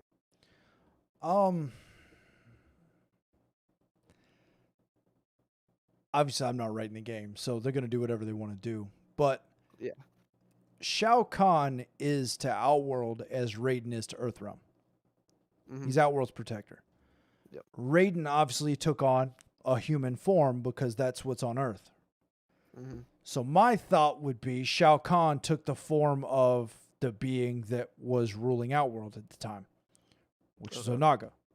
Onaga being the last of the dragons in the universe, Yeah. which were comparable to the elder gods in power. So that's how I would retcon it, is like Okay. that. Or you could say, maybe there's an illegitimate child somewhere, because the Shokin initially were half dragon, half human. I believe that's been retconned into something different now. Let me see. If you don't stop opening up Bing, stop it. Yeah, because I'm pretty sure that it had said one of the first and strongest races to be born after the one being had basically got ripped apart and his pieces made the realms. Yep. Were the dragons. And they were thought to be descendants, of the gods. Yeah. That's because physically they did share traits of when the Elder God was in his quote-unquote true form. And because of this, they were held in high regard. Not only were very strong, but most actually aligned themselves with the gods. And I know the two examples that you see of that is Orin and Karo in Mortal Kombat Armageddon. They aligned themselves with the Adinian god. I'm pretty sure is he Adinian? Yeah, aligned himself with themselves with the Adinian god Argus, Yep. whom were given the mission to awaken Taven and Dagon in the events farm. Yeah.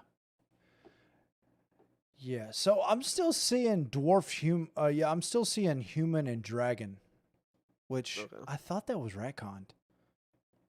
I thought they did something different, but I don't see it in here now. So maybe I'm wrong. Maybe I'm wrong. But yeah, I would like to see more Shokin. More different types of Shokin. Yeah, I don't know if I would want to see Shiva style Shokin, where they're more like playable size or Mm-hmm. the huge Goro Kentaro style sub boss. I don't know which one I'd rather Yeah. see, but I would like to see more of the Shokin. Because Yeah, that, because I know Kentaro is a subspecies of Shokan. yeah, And Kentaro was, let me see. Kentaro was he was a tiger race. yeah, he debuted Mortal Kombat 2, Tiger became playable class. Kombat Trilogy. The Tigrar lineage, that's what it is. Tigger. And and the Draco lineage is where Goro and I believe Shiva too. I could be wrong about that one. But yeah, they're both part of the Draco they clan. are both. That's what I thought. But yeah. Let's see. See if I can get a little bit better information here. Yeah, just going on the the fandom page. Tigrar clan of the Shokin. Yeah, I think I'm saying that wrong. But yeah, man. I don't know. I don't look like legitimately. I'm good with whatever they do from here. I thought that the Mortal Kombat 11 storyline was very, very good, especially Aftermath. Yeah. Aftermath was amazing. Before Aftermath, it was okay. Aftermath was a damn brick wall they slung us into. See, man, I kind of wish they would have made a 2-part Aftermath thing, right? So that being based off of the ending that you chose for the first part of Mortal Kombat 11. So Yeah. if you chose Shang Tsung's ending, then Aftermath would continue from, that being like Shang Tsung's point of view and shit, like doing whatever the hell going all over the place because of it being Mortal Kombat and time will walk. Yeah. And same thing with, the Liu Kang side as well. What about King Gorbak? If we do end up getting back in the timeline, he would be. Yeah, King Gorbak would be fire. King Gorbak would be fire. I would love to go back and these characters that are known by us because we're all freaking nerds that wear those little pocket protector things. Like, for all of us to be like, ha, told you it was canon. I knew it the whole time. Like, I would love that. I would love to go back. And I hope that they retcon Johnny Cage's backstory, too. It's kind of unrelated completely. But I hope they fix Johnny Cage instead of him just all of a sudden in Mortal Kombat 10 being the baddest motherfucker in all of existence and beating an Elder God. Comes off the set of freaking the mime. What is it? What's that dumbass? Fucking Ninja Mime. Ninja Mime. Walks off the set of Ninja Mime and beats up Shinnok on a Saturday, back on set Monday. Like, instead of Right. doing that, like, have his race of people, like, no, like, you're going to stay your ass right here, not make movies and be a bad mother. Like, that's what, I don't know. Or maybe it could be like a Bruce Lee type character where he's literally a legitimate badass and makes movies. I don't know, but I really do hope that they do something better. If they're going to stay with the Mortal Kombat 10 canon of where Johnny Cage gets his powers, like, let's do something with it. I never liked Johnny Cage anyway. Yeah, I don't know.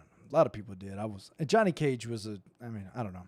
He was Jean-Claude Van Damme. Not like the newer games, I would say. I definitely like him a lot, like less than the older games, for sure. I remember him having the most obnoxious anti-air in Mortal Kombat 2. It was so obnoxious. You could not jump at Johnny Cage for anything in MK2. He was knocking you out with the stupid whatever dumb noise that. Why do you make that noise? Stop it. Well, and then in Mortal Kombat Shaolin Monks, they made like the only thing that Johnny Cage talked about in that game was like how hot the female characters were. So annoying. And It was like that in like, 9, yeah, really, it was- too. He's just freaking It's so drooling over bad. Sonya Blade the whole time. Which, how could you not drool over Sonya Blade the whole time? She had her freaking D's hanging out of that damn vest the whole time. Like, I Dude, was like, are we doing this again? We're back to this now? You want to talk about drooling over a character? Let's talk about the fucking sexy Melina Mortal Kombat artwork. If y'all want I- to drool over something, that is something to drool. I don't For want all to you drool over kinky combatants. Tarkatan, half Weirdos. Tarkatan kink lovers. Fucking weirdos. Never been to the dentist ever. You know what's worse than horse teeth? Tarkatan teeth. God, oh boy. Indeed. Yuck. So weird. The fact that they completely changed how she looked in Mortal Kombat 10 just so she could kiss Devora is fucking weird. Yeah, I think they should have kept it full. Yeah, for sure. Or cotton mouth, for sure. But yeah, I don't know. But yeah, man, there's a lot of characters in this game and a lot of canon in this game that I hope they return to in their next ideation of this series. Who knows, man? We have literally gotten no information whatsoever in fucking several years now. You know? About the whatever NRS is working on next. Yeah, where they're going, like, you know what I mean? Nothing. I know So- everybody thought, like, put out a bunch of hype for, like, the Game Awards, thinking that Ed Boon was gonna make a guest appearance and announce something, but Yep. I thought that was gonna happen. What up, little dude? That's where you pooped in the bathroom earlier. It's terrible. let's make me a character. Let's go. Fuck it. Yeah, man. So, yeah, I enjoyed talking about Deception with you for sure. Deception was Oh yeah. was a cool game, man. It's a lot of lore came out of that game, and I do wish that we would get back to that style of storytelling. Yeah. And the way that NRS has really done it has been fight, cutscene, fight, cutscene. I would Yeah. really like to return to this open world GTA style storytelling. I really do wish they would. It's just, that's a big undertaking. It's Yeah, it's they lot. had quite a bit, like, they had the small portion of open world for the crypt for MK11, but it's not enough to satisfy, people like you and me that want the open world for Mortal Kombat. Yeah, and we talked about this with Rossi too. I wish they would just canon the crypt too. Like, stop putting non-canon shit in there. Yeah. It's so weird that they keep the canon so muddy. I don't know if that's because of indecision or trying to keep us out of the loop. I don't know what it is, but I wish they would Is stop it. Canon that the person you are while going through the crypt of Mortal Kombat 11, Pep from Mortal Kombat Deception. I heard a couple of rumors about how canon the crypt is and that character being canon. And I believe Ed Boon did an interview where he said no. That Okay. nothing in the crypt is canon. The area is not canon. Nothing in the crypt is canon. The character's not real. That's crazy. Yeah, because there was someone, I believe the rumor early was when you go into Shang Tsung's island in the storyline, when Kung Lao and Liu Kang are going through there, there's that guy that's already dead in there. Yeah. And they were like, that's the crypt guy. Dead. Yeah. And I remember that. he said, no, that's not real. How I don't come, even understand why they how would is add the something area to not the game canon? like that. Parky, because Ed Boon has told us in a couple of interviews that it's just not canon. It's just not. Or we know factually that fucking what's his name? Blindfold. Kenshi is Kenshi, not yeah. dead. Scorpion's obviously not dead. These characters are not dead. This shit is not canon. It's Bro, that just blows my mind. what? Like, why would they add all that non-canon? Yeah, it's so weird. Why? I don't understand it. It's so odd. So odd. As far as the layout goes, I believe from the moment you enter the canon to the moment you leave, or the moment you enter the crypt to the moment you leave the crypt, nothing you have seen is canon. I believe. I'm sure there's some stuff in there that is canon. Obviously, there's going to be some stuff. I think probably the artifacts that you find down under Goro's lair, that stuff's probably canon. But, I mean, the other stuff is just not, unfortunately.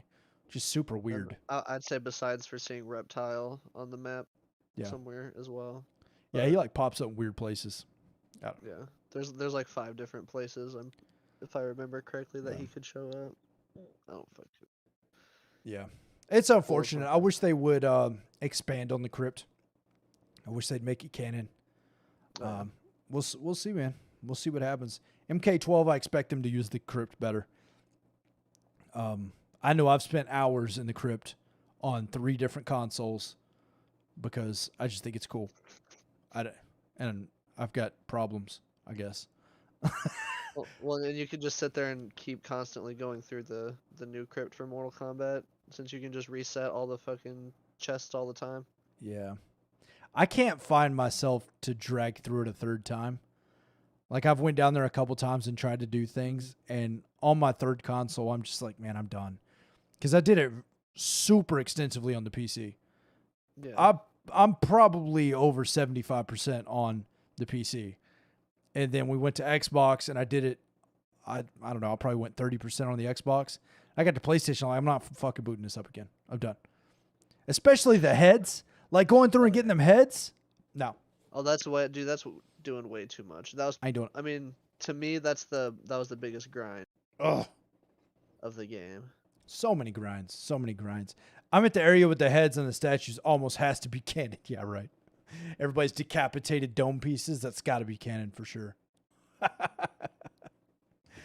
But all right, man. Well, Mash, I appreciate you hanging out with me. Yes, We did a full 2 hours on Deception, and as per the usual, we ended up on a couple of tangents because that's what you do when you talk about Mortal Kombat.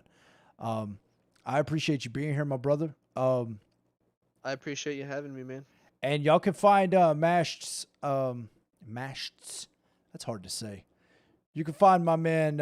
You can find all of his links in the description above or below, wherever it's at. You can find his links to his Twitch and his YouTube. Y'all go check him out. Send him a love you. Send him a hug. Send him maybe some donations for a new haircut. We don't like mullets, I guess. Yeah. Who knows? Maybe he'll have a link to that sick headset he's got. Maybe to the couch. I don't know. I don't know what it is. But I appreciate everybody hanging out with me. I got some real diehards hanging out in chat right now. I appreciate you guys so very much. So next Tuesday, the 4th of January, we are going to be, I believe, on our new schedule, which you can find posted in the banner on the Facebook and the YouTube side. So we're going to be going Tuesday, Wednesdays, and Thursdays. We're going to be starting at 7:30 instead of 7 next year. And so Tuesday, Wednesday, Thursday, maybe some Mondays thrown in there for Mortal Kombat Mugens here and there, but the work schedule's crazy. So that's where we'll be. We'll be keeping this on Tuesdays. But next Tuesday, 7:30 p.m. EST, I will have Facebook partner and Mortal Kombat connoisseur, my man JoJo Senpai, will be live on the MK Heads podcast. We're going to be discussing Mortal Kombat 10 and Mortal Kombat 11 gameplay differences, and we'll be discussing what could be done better in Mortal Kombat 12 as to dynamics and gameplay itself. Who knows? Maybe we'll venture into a little bit of lore too. You know, your boy Manic is a little nerd. We like to mix, just sprinkle it in there like the Salt Bay. So you're not gonna want to miss that, man. I'm really looking forward to sitting down with JoJo and having a conversation about some fire video games. We're also going to be streaming a little bit longer. So we'll be doing 2.5 hour streams versus the 2 hour streams. So we'll be on from 7:30 to 10 o'clock at night. So a little bit longer. We'll get some more Fuego in here. Very soon I'll be posting a link to the official YouTube channel for the MK Heads podcast. So be looking for that as well. And Mash, baby, I appreciate you being with me, my man. Manic, like I said, man, thank you for having me. You gotta hit me up for some set sometime for Mortal Kombat 11. We hardly play each other anymore, my guy. Well, what the hell I want to sign up for an ass whooping for? That don't make no damn sense. You know what I mean? Hey, I'll use my Devora, bro. Yeah, that'll help. Fucking Devora. I can't figure out what the hell she gonna do next. All right, my man. I appreciate brother. you coming and hanging out with me, brother. Yes, I sir. like what you said at the beginning of the stream. You said I'm a small Twitch streamer for now. Big things in the future, baby. I hope nothing but success for you over on that Thank you, brother. platform or any other Thank you. platform that you get into. I appreciate you adding to my content, my man. You always show up for the season 4 festivities. If you guys missed it earlier, we announced season 4 of Mortal Kombat on the Manic Red channel will be happening. We're going to start that up next week as well. This Sunday, we've got a Rushdown Mortal Kombat Fight Club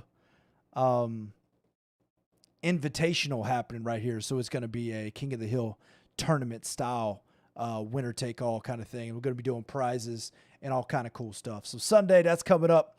I love y'all so much for being here, my man Mashed. Again, I appreciate you being on the channel tonight. And Anytime I'm in. you got any closing arguments? Any last minute by the ways? Yeah, by the way, this isn't a mullet. This is actually an undercut. I just haven't shaved my head in a while, so it kind of looks like a mullet. My man is gonna have a fresh ass undercut tomorrow. And it'll stay fresh now because I'll be forever fucking tormented by this. I went and got a haircut today. We were about to go do this. You know, yeah, boy, start getting that fat head look. I look like a goddamn bobblehead in here. Just playing Mortal Kombat like this. Somebody's shaking this thing. I don't know. You know what I mean? Man. All right, my man. I appreciate you. Bro. And Yes, I'll see you. I'll see you in the Badlands, baby. Yes, sir. I'll take it easy. All right, ladies and gentlemen, look at that. There we go. Ladies and gentlemen, I appreciate you guys for being here, hanging out with your boy tonight. Another episode of the MK Heads podcast. Something I've really enjoyed doing. This is something different, and I'm loving it, man. Ba-da-ba-ba-ba, baby. Call it McDonald's. I'm loving it. So we're going to keep doing this on Tuesdays for sure. It's going to be 7:30. It's going to be the new time slot. Moving forward, JoJo Senpai next week. I've got some absolute fire that I'm trying to nail down for the week after that. We won't announce that until next week, though. We've got some cool stuff coming up for sure. This channel's moving places. We're going places, and I'm so happy that I get to share it with you guys. I love y'all, and I will see you guys in the next stream. Let's see. I'm going to send you guys over on the Facebook side. I'm going to send y'all over to my man Flapjack. And for those of you over on the YouTube side, I love y'all for being here. And we'll be back. We'll be back very, very soon, ladies and gentlemen.